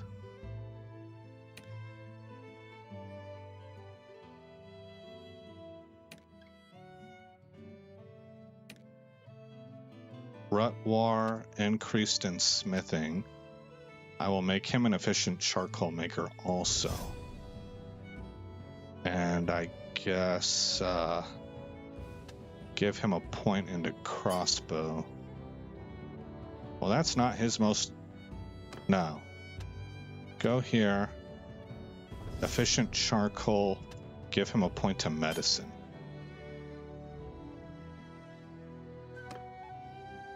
Okay. Yeah.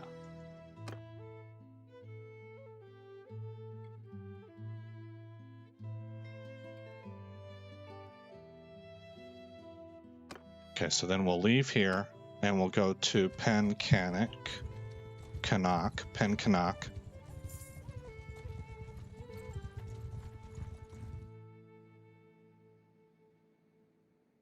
is governed by Allery, a baron of the Valandians. The region is gripped by civil disorder, yet people must still go about their daily chores. For the most part, they do not linger long in the markets or make eye contact, but you overhear hushed conversations about the rebels in the countryside.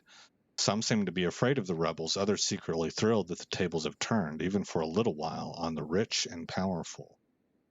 That's neat. This is something new that they added, one of the later patches. Trade. Take everything. What's at 270,000? And continue patrolling. These guys right here, I have 261. Oh man, I was about to take them on.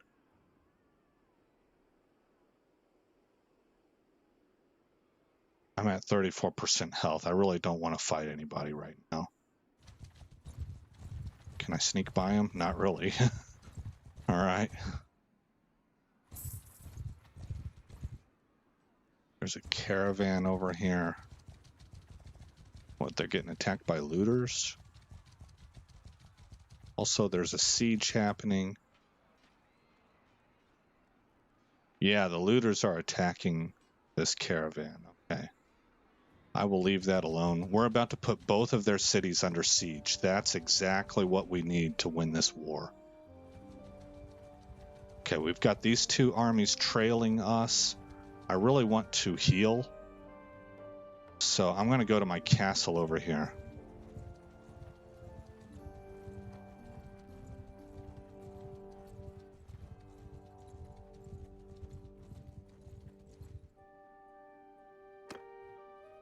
$62, $65, $66, $67, $69, $70, $72, $73, $76.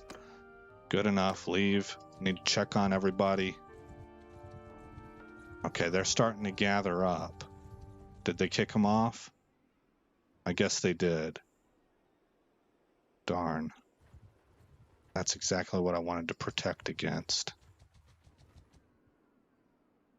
Wolves are out. That's a lot of people. I don't think I can help him. What just happened here? We took Dunglanis.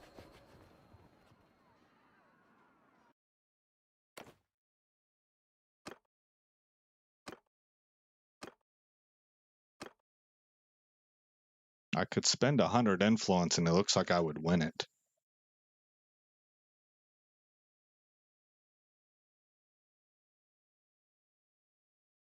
Having a city would be nice. Save as. Test.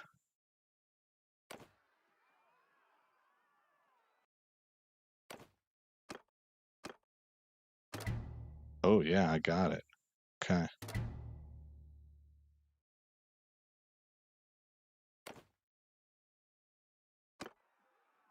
All right, now that also gives me the opportunity to come in here. They have 600, 7, 8, 9. I think maybe I can help. What's the balance of power look like? It's in our favor. This would be the war. If we won this, we would break the Battanian army's back.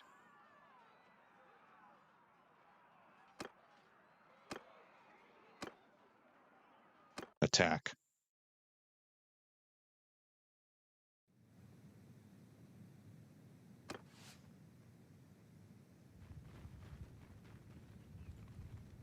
Footmen! Take over! Footmen! Follow your son! Cavalry! Follow me! Form a skein! Okay, so there's another army going out to set up, and I've basically told my frontline soldiers and my crossbolts to follow them. And then I've got my cavalry following me. They have 10 cav, 130 spearmen. Oh, there's 21 cavalry archers. That group of cav's going to take care of the left flank. We're going to cover the right. Oh, wait a minute. Those are those archers.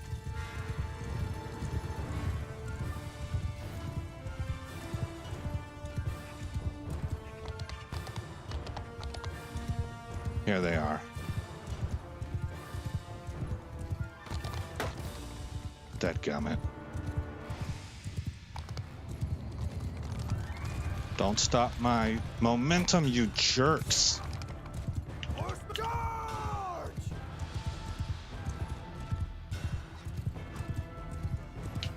Ah, I can't believe I missed him. I missed him. Do not miss again. Not on a cav. All right, here's a guy right here. Zero in. Got the... I didn't get the one I was aiming for, but I at least got one. All right, focus. Focus.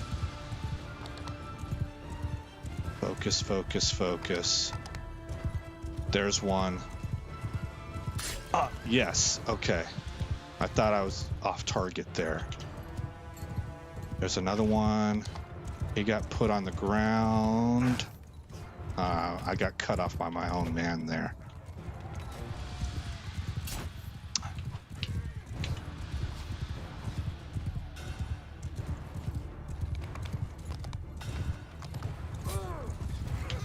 Really? Couched lance just doesn't want to work, huh? Okay. Try again. Manually control my lance thrusts. Since couched lance is like, I don't feel like working. Alright, here we go. Couched lance. Cut him off. Got it. Okay, I at least dehorsed him. It's not the game, it's me. I'm off target. Couched lance has to, it's got a small window.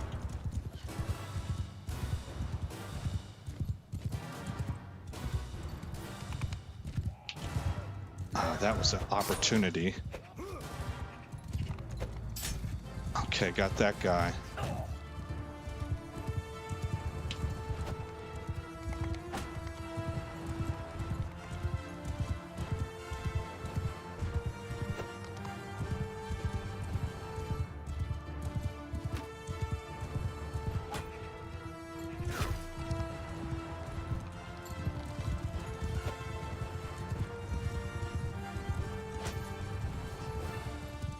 How are we doing in the war? Okay, got that horse. See if I can get this archer. No, he cut in. 12 damage. What an insult.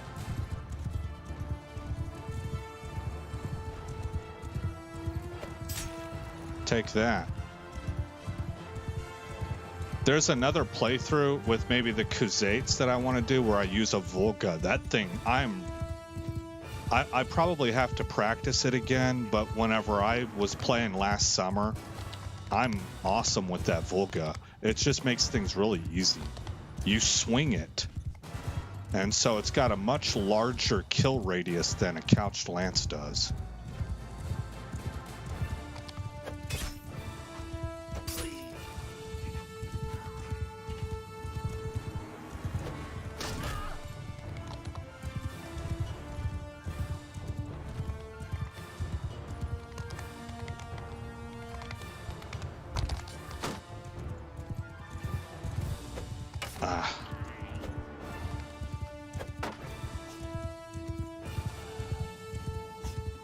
Ooh. There we go.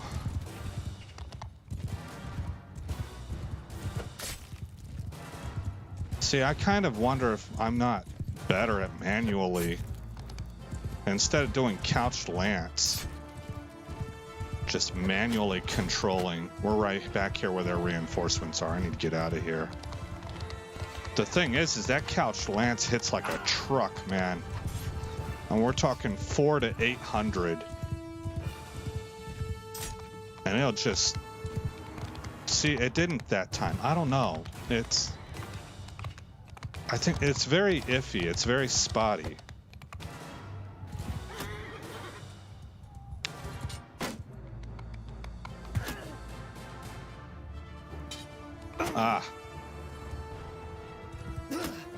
Doggone it. I'm gonna sit here and... Oh, that dude ducked. How are you living?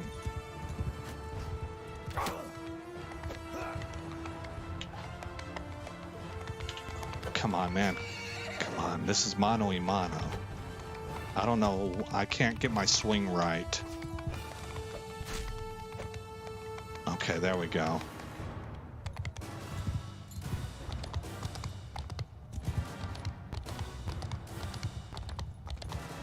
It's a close fight. Ah, dang it.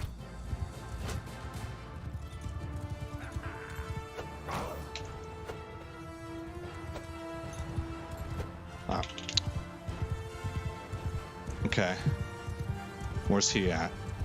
I'm gonna try and couch lance him.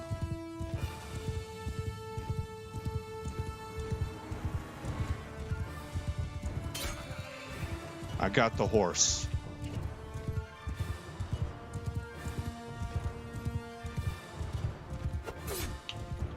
There you go. Get back into the fight.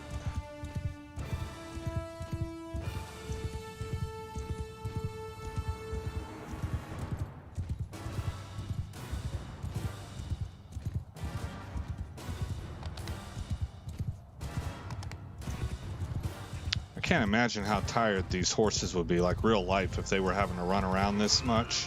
I don't know if that's how real battles went or not. But this horse has had to cover a lot of ground.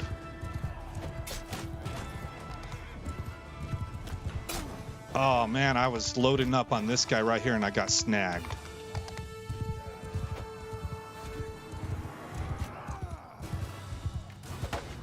Get out of here. This isn't a good place to be. Dang, I'm not gonna make it. Dadgummit.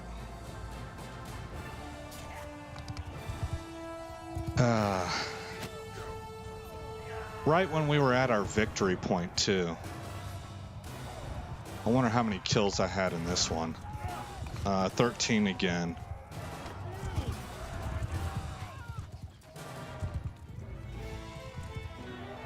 Okay, I lost 11 people, 20 wounded.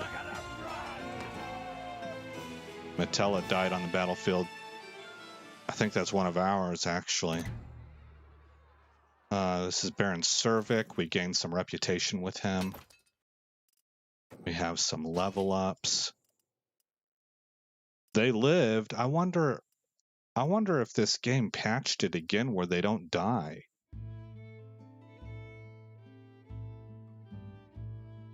God, man, I don't know. I need to try and find out about that.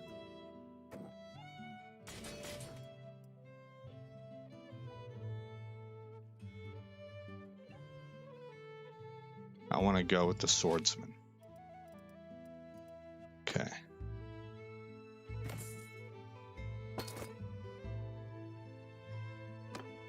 Okay, that was one heck of a tough fight, but I do believe that we broke their back on that fight.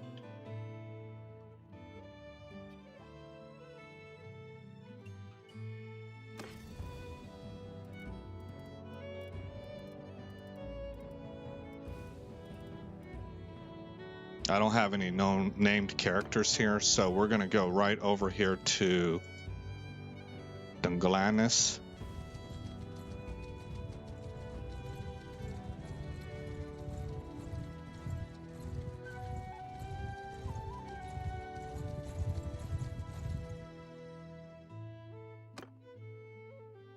Ransom the prisoners, trade what we can.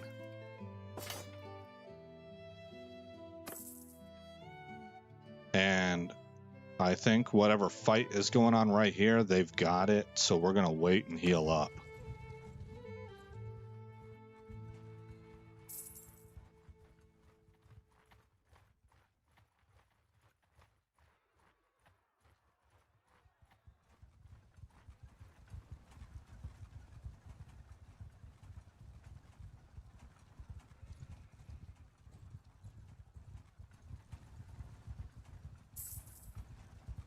Okay, at 75% health.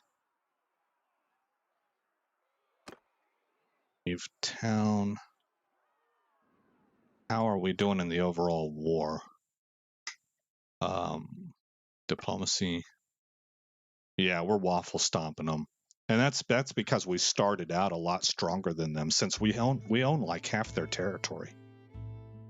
So we've taken 17 prisoners. I don't think they've won a single battle because they don't have any prisoners. We've inflicted a lot more casualties. Yeah. Got one successful siege. It'd be nice if we can take this town right here.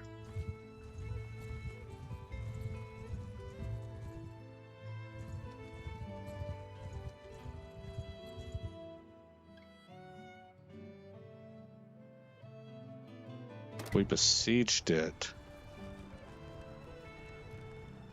It's a pretty even matchup. Do they have the armies to come and challenge me, or will I get reinforcements? Oh, yeah, they do. Okay. Leave. Go on. Oh, here. Our people took it, came in and whacked them.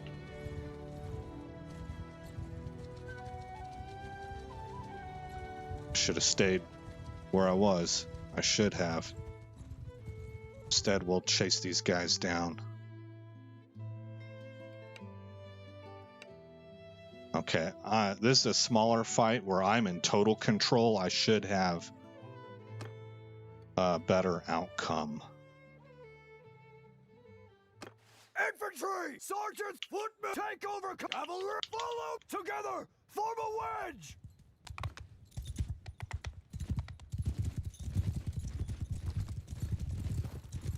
Infantry! Move! Don't move!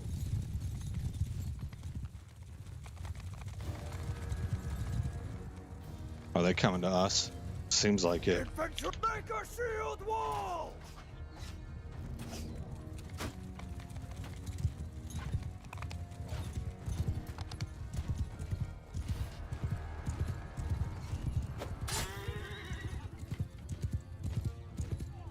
Oh, they didn't expect to get run over by that many cav.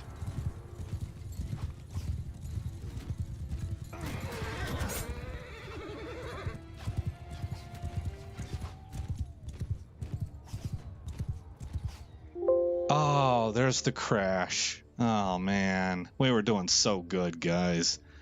Let me see if I can bring it back up. Yeah, we're still streaming, so it wasn't OBS. We've been streaming for how long? 2.5 hours. So that's not too bad for having something that's a little bit buggy still that I'm trying to figure out. Last night I was crashing like once every 15 minutes or so. And then and that was definitely because I had downloaded the brand spanking new NVIDIA drivers, which is typically a bad idea. Let's bring up the auto save.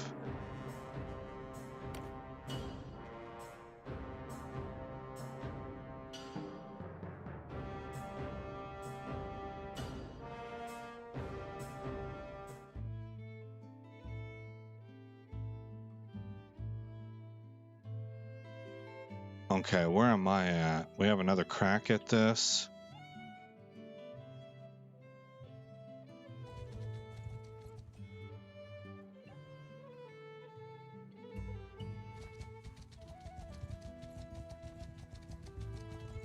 Oh, I'm at 7% health. Okay, we just broke their back. This was where we broke their backs. So I need to get into the castle and heal up.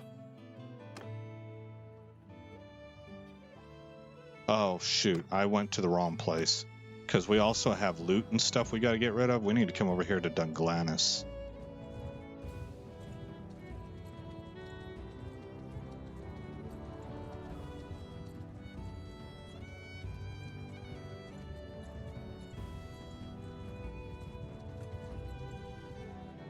Okay. Ransom prisoners. Trade. And then wait till I'm at 75% health. NVIDIA experiences, yeah. Yeah, that's right. Stop waiting. Leave. And try and siege Carbansith. Oh, wait. I don't know. I still don't feel good about sieging at my level. I think it makes me a target. I would rather... I see my role more as being coming around and getting rid of these guys, so they don't have 6 armies of small armies that can line up and then knock our sieging armies off base camp whenever they get enough of them. All right, so we will fight these guys and eliminate them as a fighting force.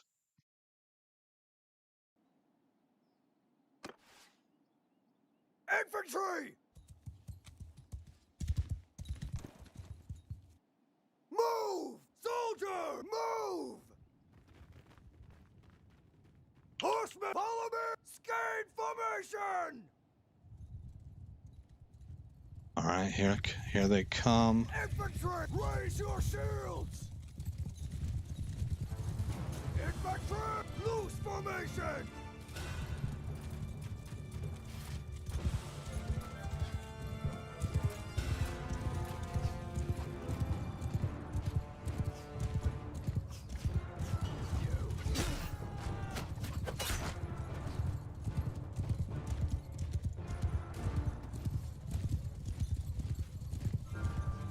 We got flickering. Sorry about that.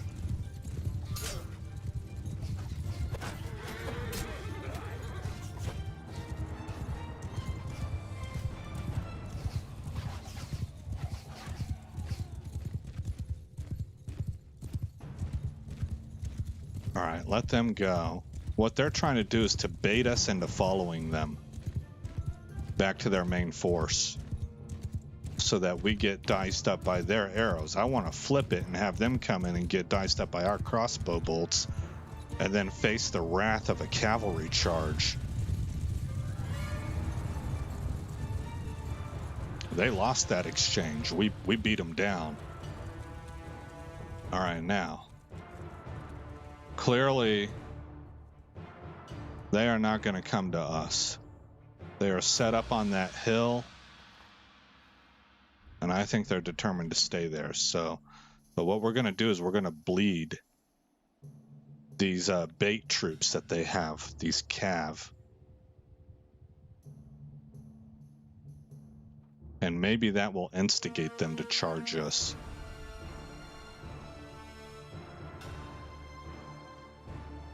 No, they don't want to come in. So that seems to be the line of where our crossbolts start getting at them. So here's what I'm going to do. Forward! Move these guys forward. Shoulder to shoulder! Footmen! Forward! These guys up.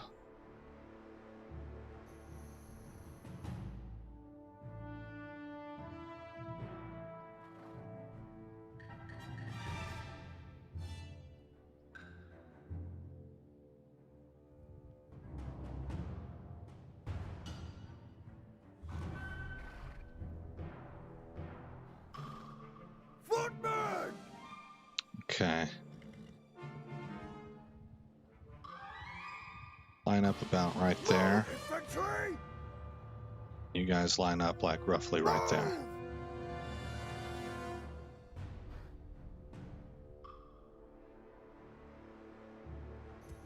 Now we got to get closer.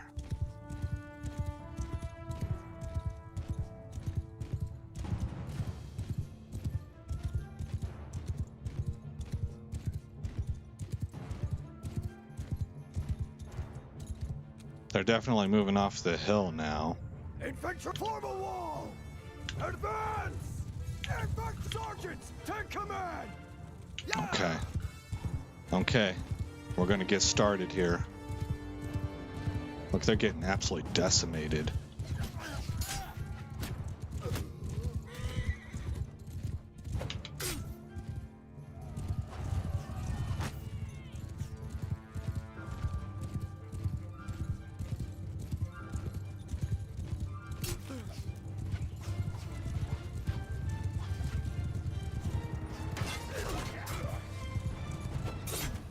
You wanted to send your cav, huh?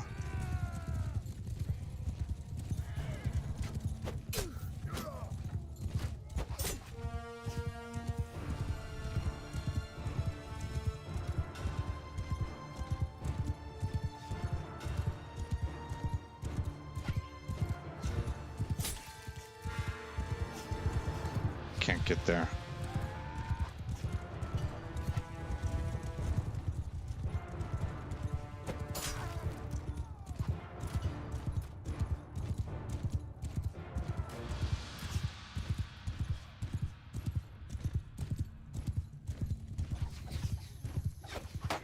Oh, right into his shield, darn it. Okay, I just told my cab to charge. Ah.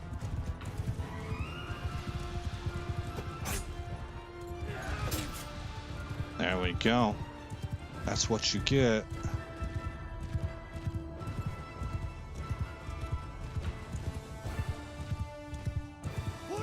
Kill them all!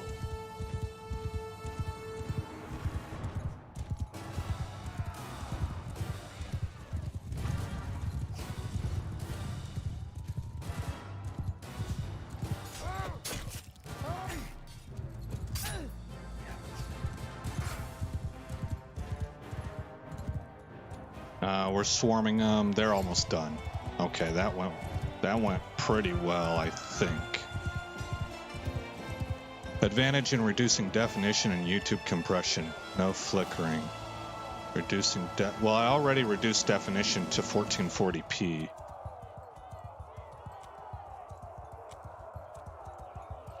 I'm not sure what to do about YouTube compression.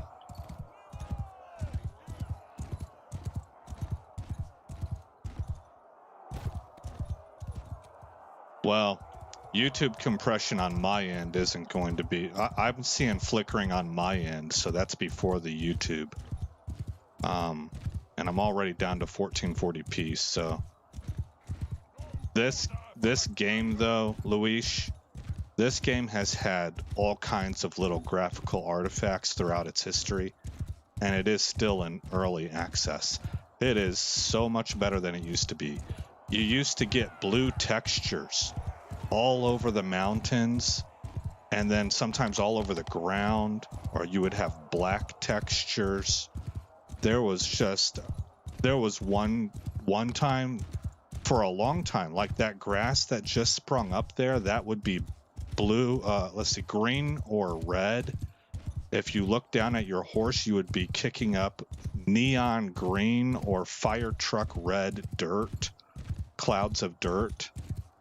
There's all kinds of things that have been wrong with this game as they have worked on making it better. They've gotten most of them ironed out. But the reason I bring that up is because I think that the flickering we were seeing, I don't think that's my fault. I think that's the game.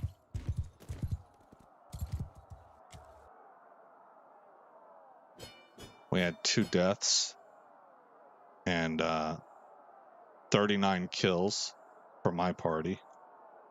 Did I lead? Yes, I did. Dila's party was very close.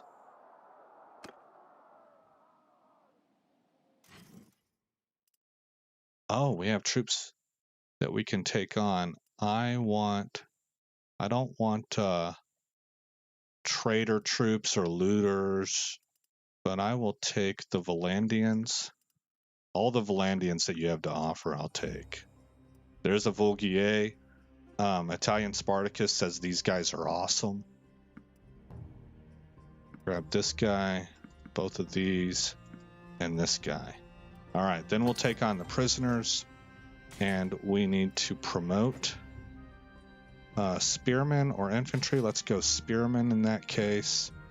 Crossbowmen, infantrymen. Stay with the infantry line. Okay.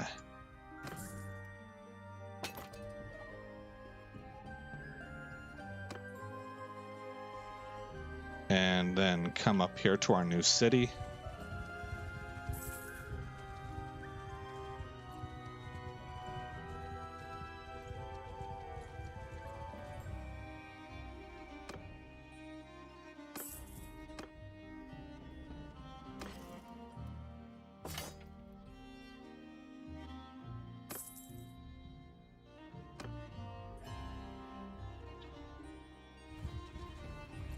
We're at 260, and can I reach that guy before he gets in the city? No.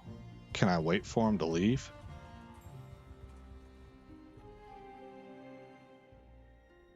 Maybe I can get Melodeer here. don't know if she's faster than I am. She's traveling at 4.8. Whenever I get out in the open, I'm traveling at 4.4. Aha, but I got her because she stopped to get looters. All right, so we're going to take her down. I want to clear out all these small Batanian armies so that they can't load up on us when we siege. Soldiers! Make a shield! Infantry! Stand up! Cavalry! After Skein formation!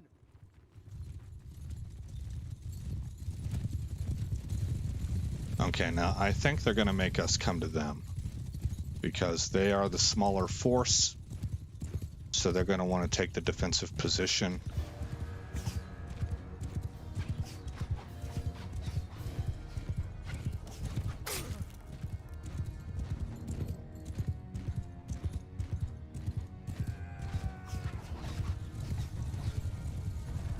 All right, he didn't want none of that.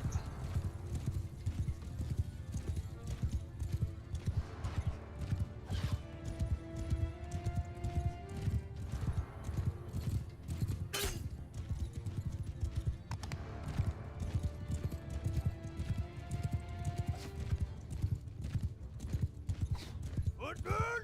Forward! Infantry! Move!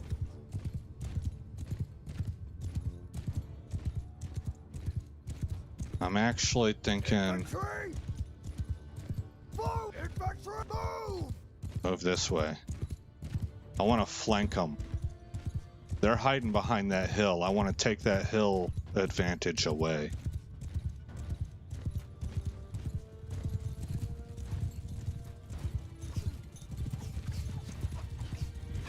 Oof. Oh man, that didn't get him.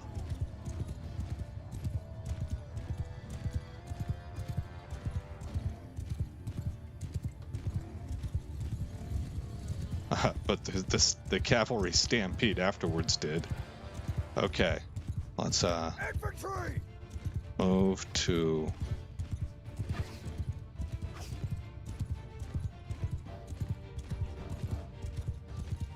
Forward! move to here Move! and here.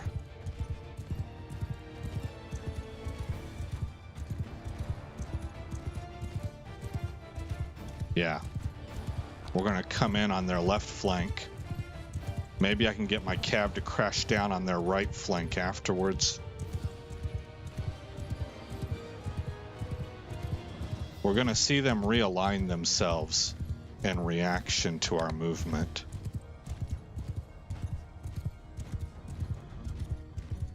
Infantry! Line formation! Put them into line formation so that they run faster. That's for my frontline troops. They were in shield wall, so they were moving slowly.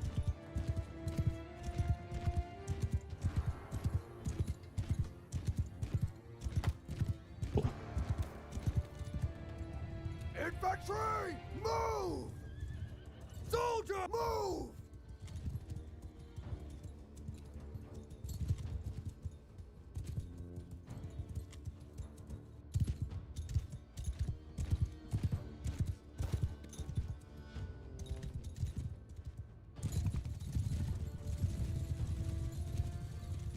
Mm-hmm. Okay. Oh, they're coming to us. Infantry! Shields up! Footmen! Loose formation! Yeah, they're gonna come to us. Okay. Excellent. Excellent.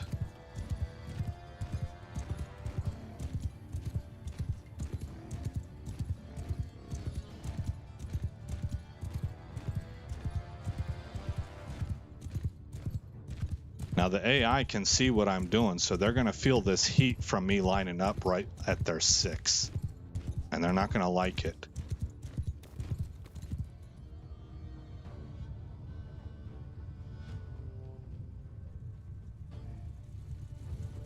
Footmen! Give 'em hell! Alright, so I just charged my front line. And now we're going to comb right through their back lines here.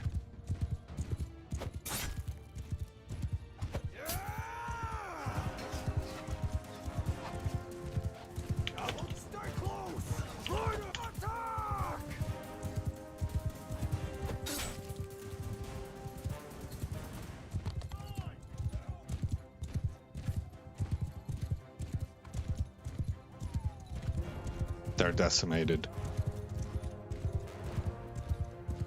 Alright, so I can run tactics on an open field because it's easy. And plus I outnumbered them horribly. They let me move wherever I wanted to. They stayed put, you know. But it's easy to see on an open field. If I can get a little bit better on that on a more crowded field, not necessarily in deep forest, but just a little bit more crowded, whether it's that the enemy is pressing me and I don't have time to maneuver all around. I mean, I had all the time in the world to just think about what I wanted to do here. And that's, I think, why I was able to run this so well. Look at all the dead. I had 4 kills. We didn't take any KIA on this one. On any of those guys.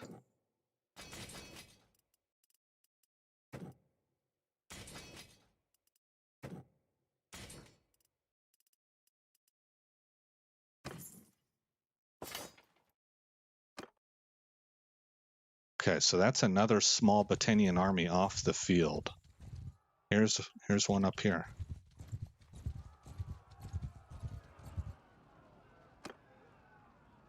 There's 1 troop left here. There we go. Okay.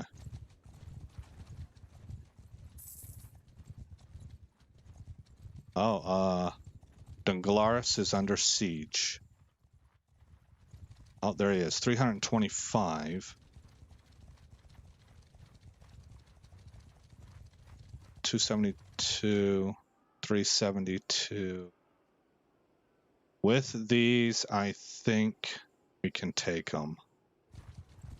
Can I? Oh, he's gonna make it in there. Oh, he came out. He sallied forth.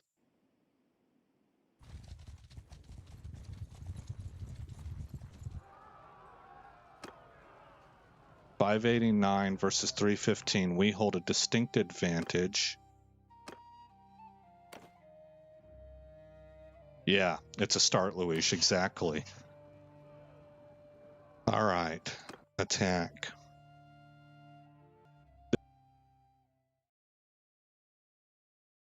That one is still kind of throwing me for a loop because I can't tell. Mostly if I do this. Take over command. That right there. Infantry, follow your sergeants. That seems to keep them with the main army. Cavalry, follow me! Skein formation! But once we make contact with the enemy, I don't really even know which one of these troops I have control over. It's kind of hard for me to tell. And, oh my gosh, Dila died. I hope she was just wounded. Infantry, hold fire! Okay, now I told my frontline troops to hold fire because they have pilums that they will actually use as pole arms against horses if they keep them instead of throwing them. That's probably Dila's horse right there. Man, that is really too bad.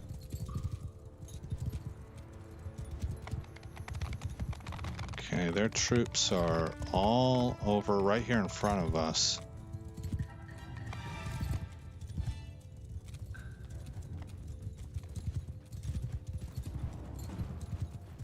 .32 Archer Cav, okay.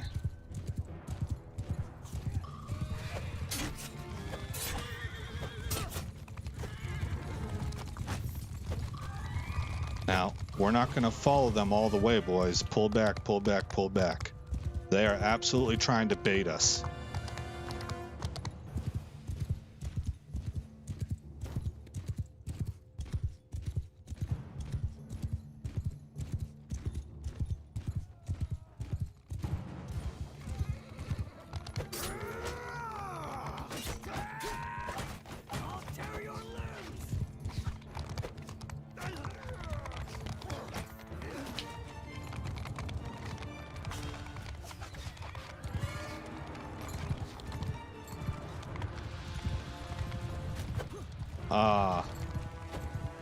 Okay, back.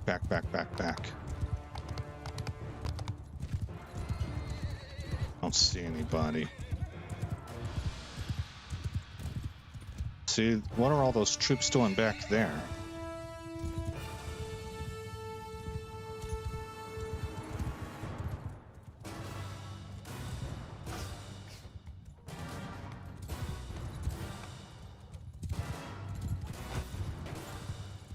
This is where I'm just uncertain as to what to do. I don't know who's who, and out of my troops.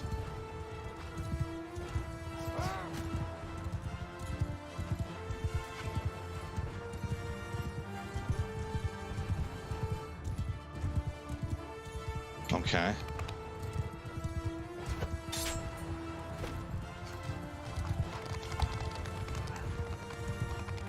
I have not released my cav yet. They're staying with me.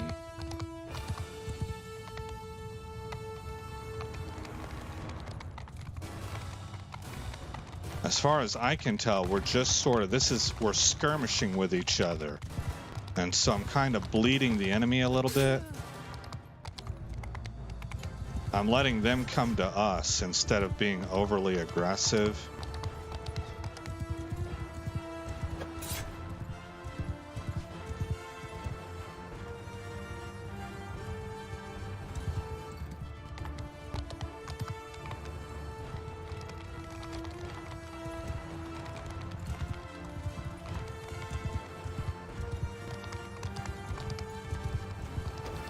Oh, missed.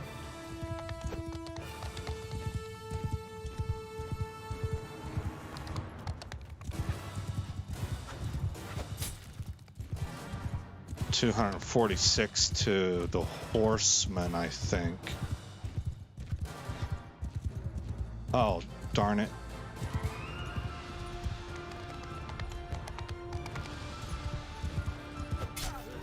Okay, that's what you get.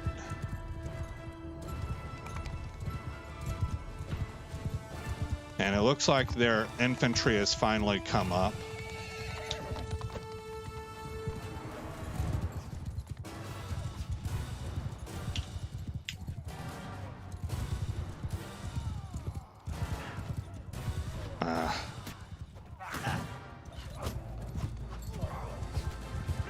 Oh man, I just missed him. I thought I had him. Okay. I will now release my cav to assault as they see fit.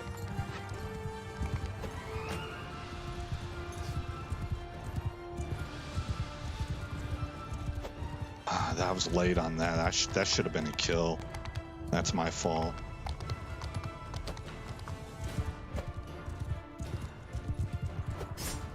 Oh man, I pinned that dude's head to the tree.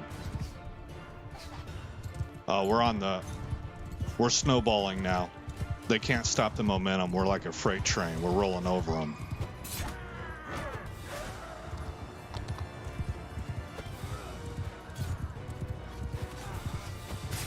Now's the time to get aggressive.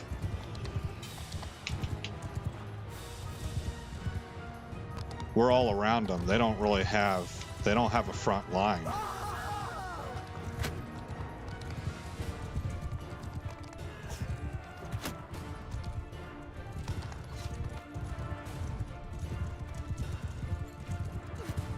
Yeah, we swallowed them up. They're done.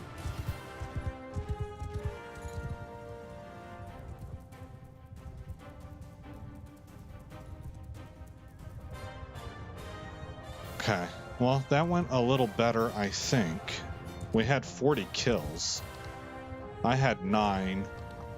So it's definitely not as aggressive. I still took 6 deaths.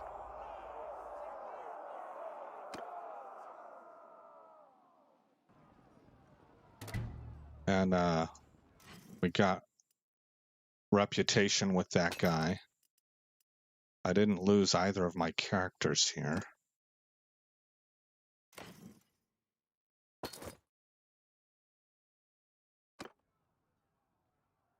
And we can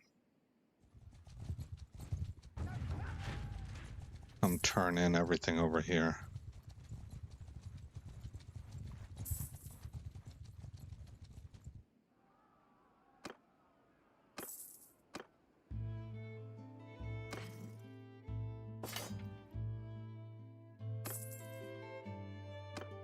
Okay, I have 184. There's 287 right here, so that's probably their last major army.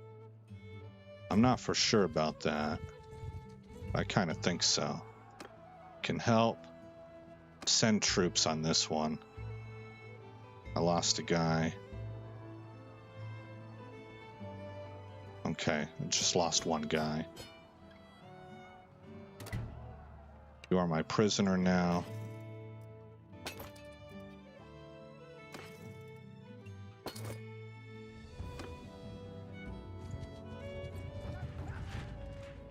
And go to the keep. Go to the dungeon. Manage prisoners. Gulasin.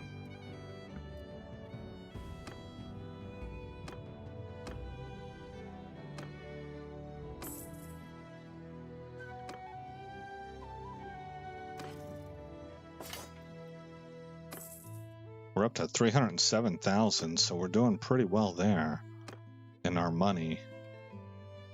We gained a point in leadership. Additional 4 morale at the beginning of the battle when you are attacking. Increase the rate of recruiting tier 1, 2, 3 prisoners by 50%. Well, I don't recruit prisoners typically.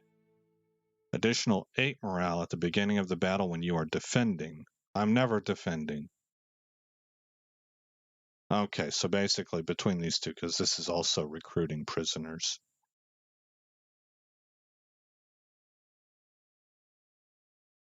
Well, I shouldn't say I'm never defending, but I'm usually not. Fervent attacker is the route that I'm going to go.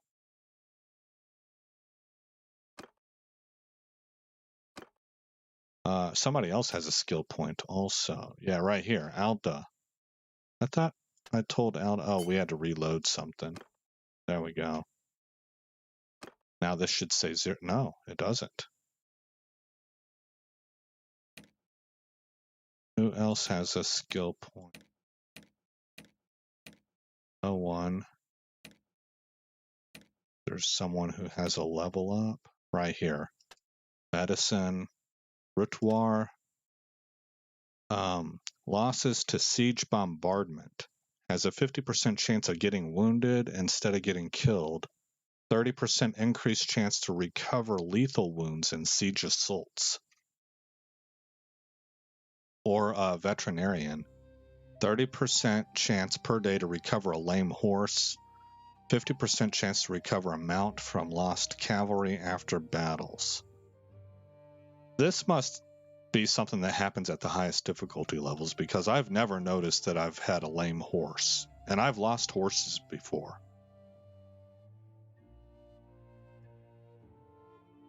So I'm going to go with Siege Medic. Okay.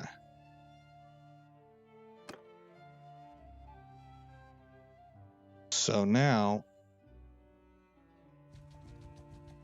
moving back over this way, 272 right there.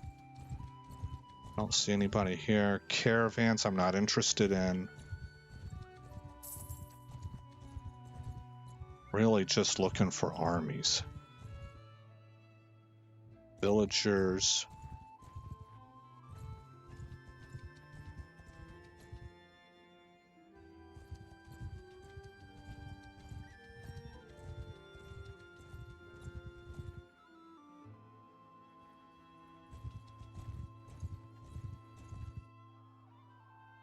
Okay, here's 53 guys here. 267 and 68.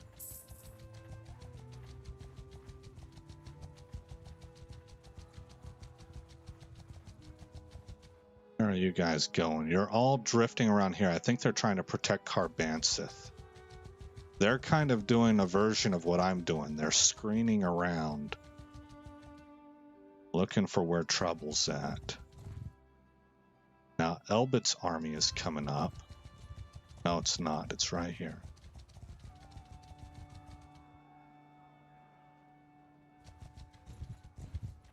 $815. That's what I'm looking for. Are you going to siege?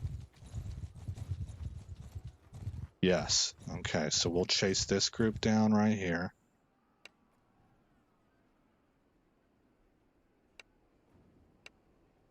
And that takes another small army off the battlefield. Really, I think I can just send troops.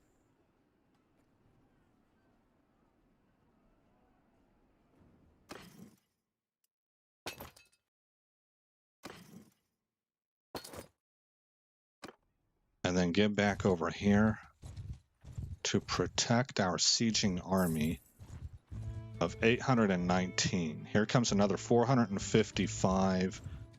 This is it. Oh, why did you let off? Why would you do that? Well, we have protecting armies, so I will siege.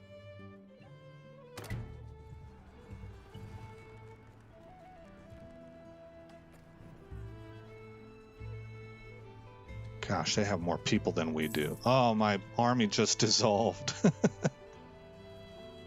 Well, so we gotta leave. Okay, so my army dissolved and I'm just down to my own camp, not my own group.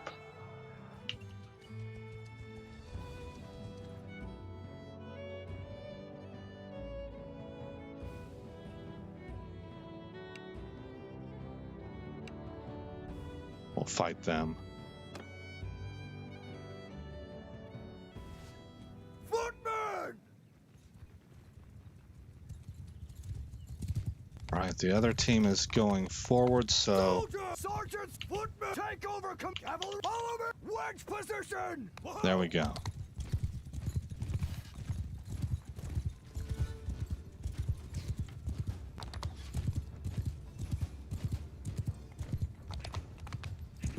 These guys right here are my target.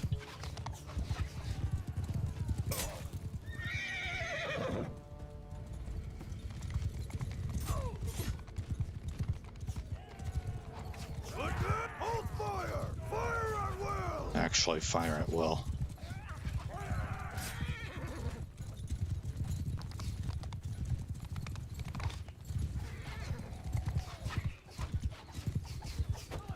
Ah, I missed them. Okay, well, they took care of them.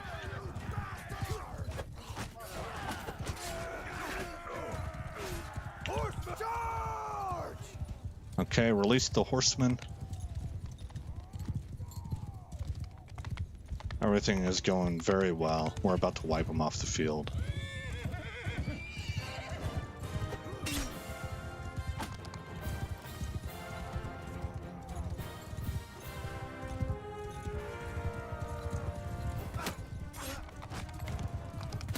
Oh, I hit my own guy.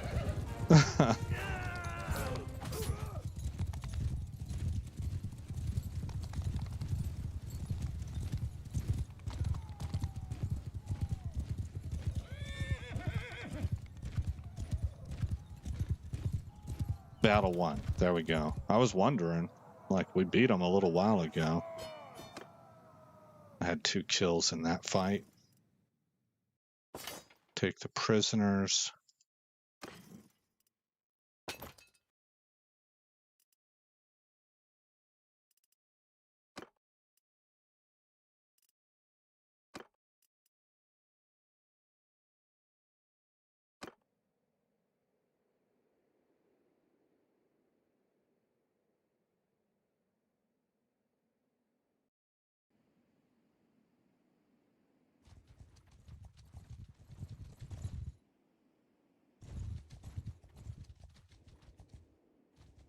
Okay, looks like Elbit's army is going to siege here. It would be great if we could grab Carbansith this war.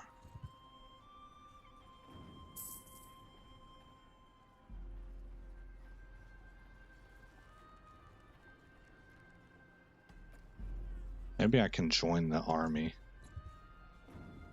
Yes, I can. Okay. I don't think Battania has an army left that can knock this... Excuse me, that can knock this one off the siege. I think their biggest army remaining might be 400.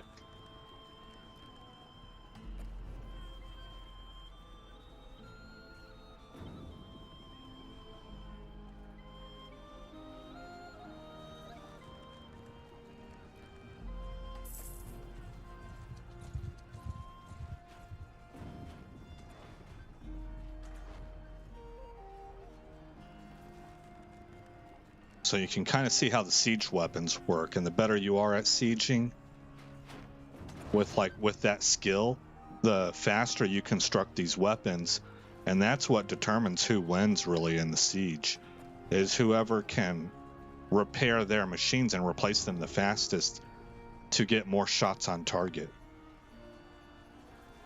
Oh, look, we can attack. Okay. Yeah, let's go ahead and attack.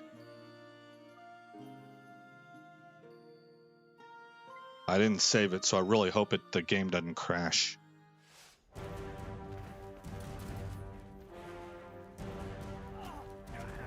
Okay, I'm going to come back here. Look at that.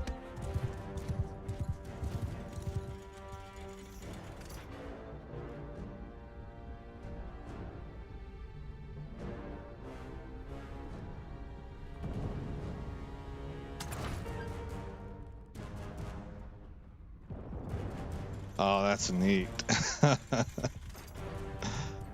Okay, here's our gate crasher. What are you guys up to? You look like you're doing ring around the posy.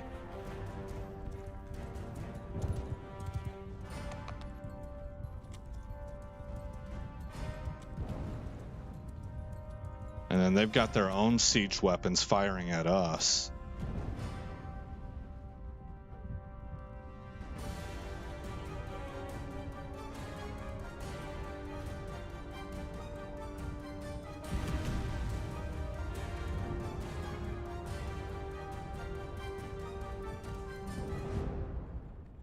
Oh my goodness. I think somebody got blown up so hard their mace came flying back at me. We have reinforcements because we just lost a bunch of dudes.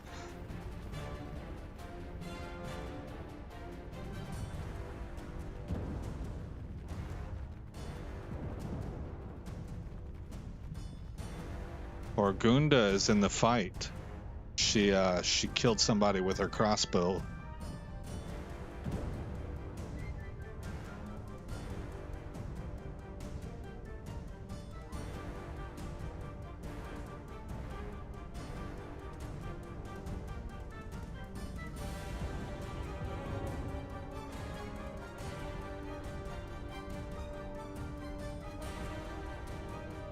Rutwar killed somebody and gained a skill point.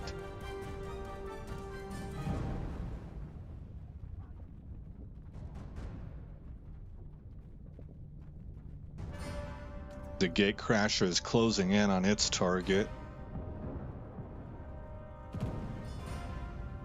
Once it gets up there, we'll go ahead and charge up.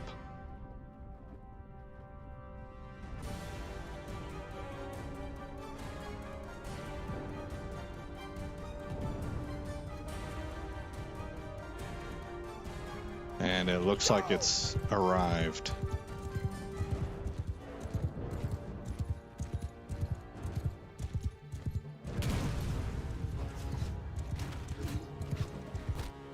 Oh, punji sticks.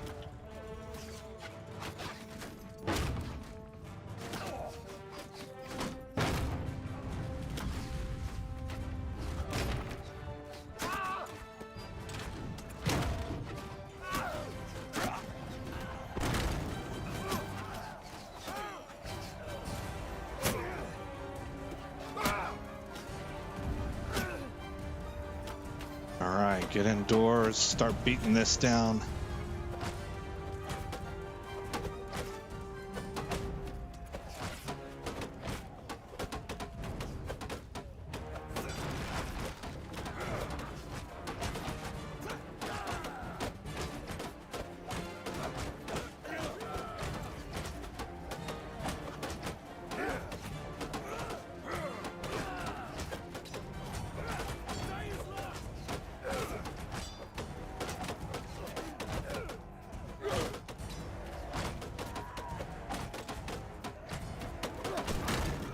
There it goes.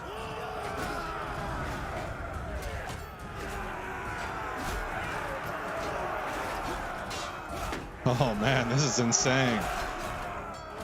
I've done this before, but it always impresses me. Oof.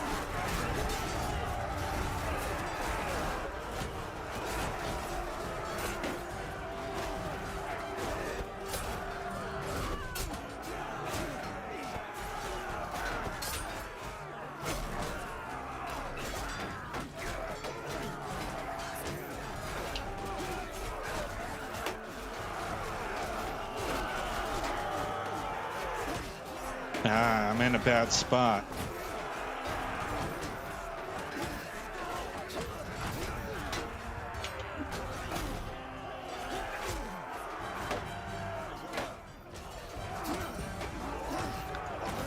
Ah, they beat us down here. They beat us back.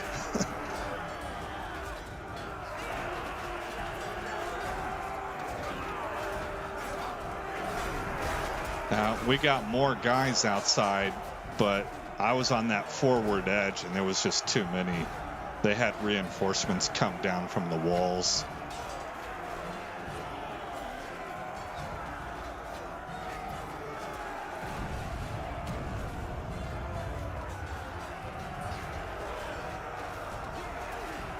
Look at my poor dude, man, just soaked head to toe in his own blood. That's a cool looking sword, though. We're starting to beat him back now.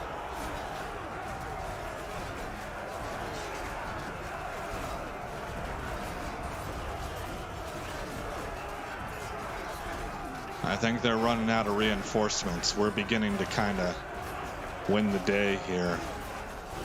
Oh yeah, they're melting fast now.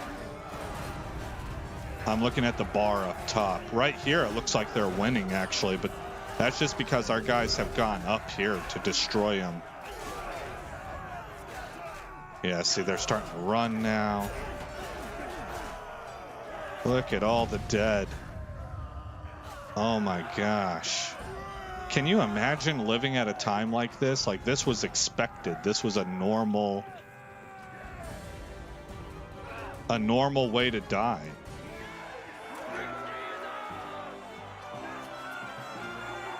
I can't even, I really have a hard time even imagining what the pain threshold and expectation of life was like for these men, you know, during a time when this kind of combat took place. All right.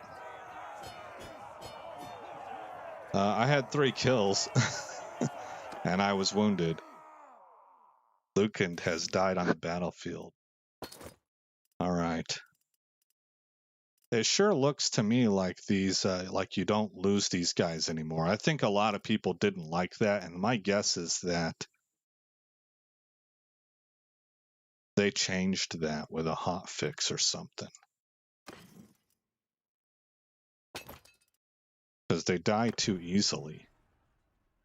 Carbanseth has been taken by an army of which you are a member. Elbert grants her men their customary right of pillage after a successful siege. She tells them they may take property, but must spare the townsfolk's lives. Oh my gosh, enter the settlement? Are we gonna see a scene of chaos? No. Okay, it's just we have control of the town now. Life worth nothing, yeah. Yeah, a phrase that we use in America is that life is cheap. You know, because lives get spent so easily. So it's not used in every circumstance, but when you're discussing something where, like if you want to say live by the sword, die by the sword, or if you're advising somebody, don't get mixed up in gang activity, or if you're on a battlefield and somebody's about to go overseas in a war, you know, and you explain to them life is cheap, you can die real easy.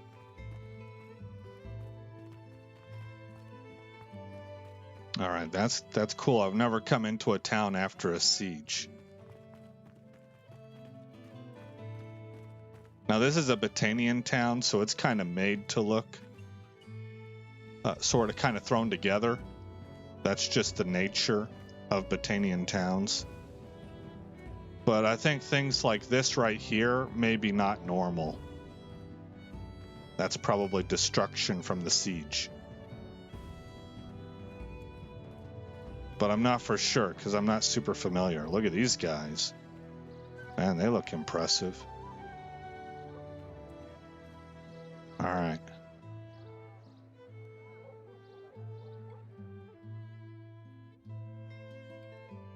Return to army, and then Leave army. So this is our settlement now. We can ransom prisoners, and we can trade money or our stuff, the loot. And then, how are we sitting on this war?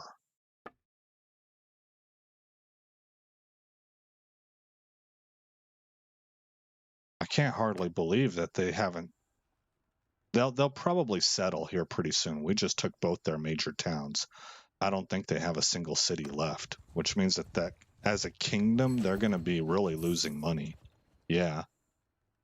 Oh no, vote for the new owner. I want it to be me. I will not win that. Okay, we abstain. Barracan gets it.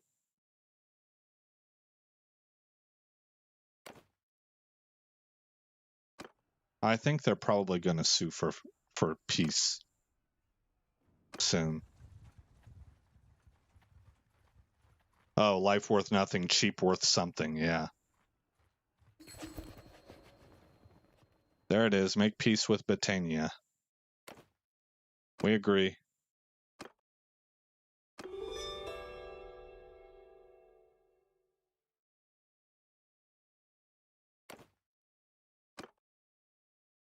Okay.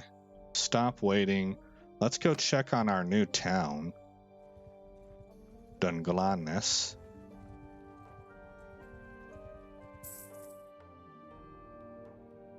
Manage town. I don't have anybody available to govern it yet. Whoops. Manage town. Okay, what do we have here? Potter. So the shops in the settlement are a potter, a brewer, and a tanner. And the villages are providing grapes, hardwood, and grain. So the brewery is the only one that makes sense. We should have a wine press. And probably a carpenter. Okay, well, we'll address that in the future. We are building orchards, followed by a forum. What do the orchards do? Fruit trees and vegetable gardens outside the walls provide food as long as there is no siege. Plus 10 bonus to food production. A forum, an open square in the settlement where people can meet, spend time, and share their ideas. Increases influence of the settlement owner. Nice. The next thing would be a marketplace. Again, I'm matching the icon up with the icon here. Scheduled market days lure folks from surrounding villages to the settlement. Oh yeah, I saw that happen in Italy. Every town in Italy has their own market day. And each town sells different stuff. It's pretty neat. Scheduled market days lure folks from surrounding villages to the settlement. Goods are sold for lumpful coins, and of course, the local ruler takes a handsome cut. Increases wealth and tax yield of the settlement. Okay, now we're at a neg 1 on loyalty, so I'm happy to have festival and games selected. We will also give them 10,000 gold to help speed up the process. We're doing good on food, good on militia, not so good on prosperity, and we're only at a 2 in security. So we want to have a governor here as soon as we can. Let's take a walk around town.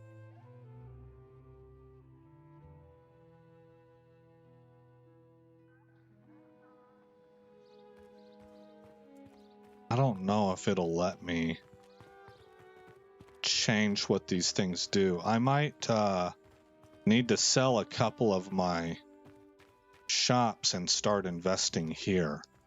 But I want to try and change what the shop is producing, since it's my town, you know. We have the tannery is over to the right. can't quite tell what's out this way. Brewery, there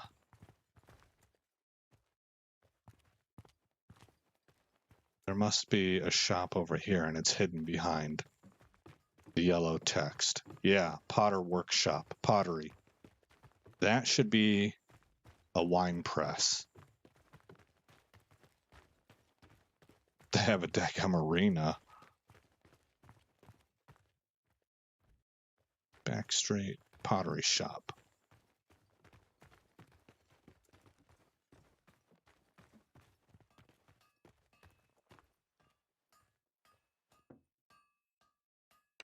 Double check to produce pottery. Talk about other things. Let's see what my options are. I don't want to buy it. Whose workshop is it? Little Darngill. How do workshops work? And I can't buy it because I'm at my max of shops that I can own, but I'm not really trying to own it. Is there something here? Go to tavern, manage town, trade, enter, smithy. I might need to look that up and see if there's a way that I can change what the shops are doing here, or if I need to buy them myself. And we very well may need to buy them ourselves. Okay, somebody has leveled up. Right here, steward, this is Alda. Party wages are 5% less. Recruitment costs are reduced by 15%. Party consumes 10% less food. Well, that doesn't really apply for what she's doing, but we need to pick something so we can get later down in the tree. So let's take frugal, I guess.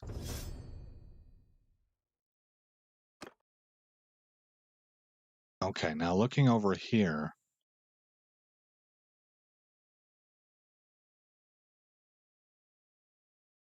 Dunglanis tariff is 74 dinars. Whoops.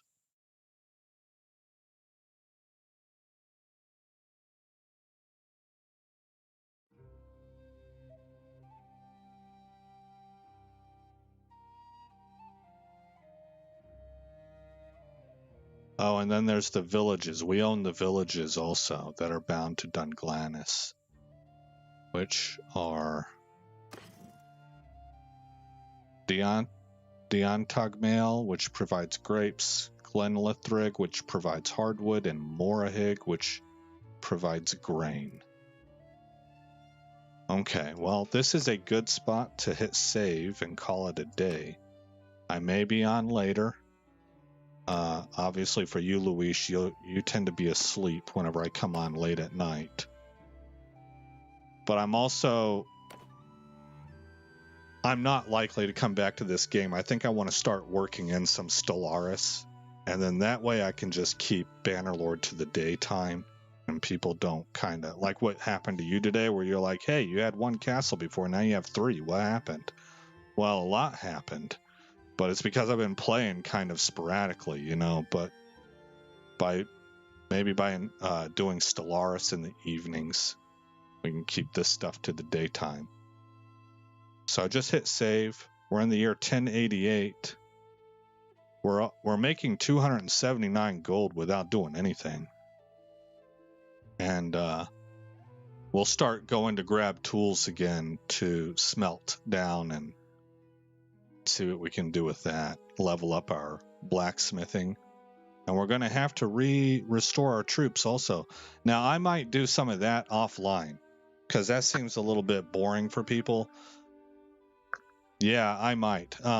Where I bring the party back up to 75, and I go and I level up on looters and stuff. But if a war kicks off, then I'll save that for the stream.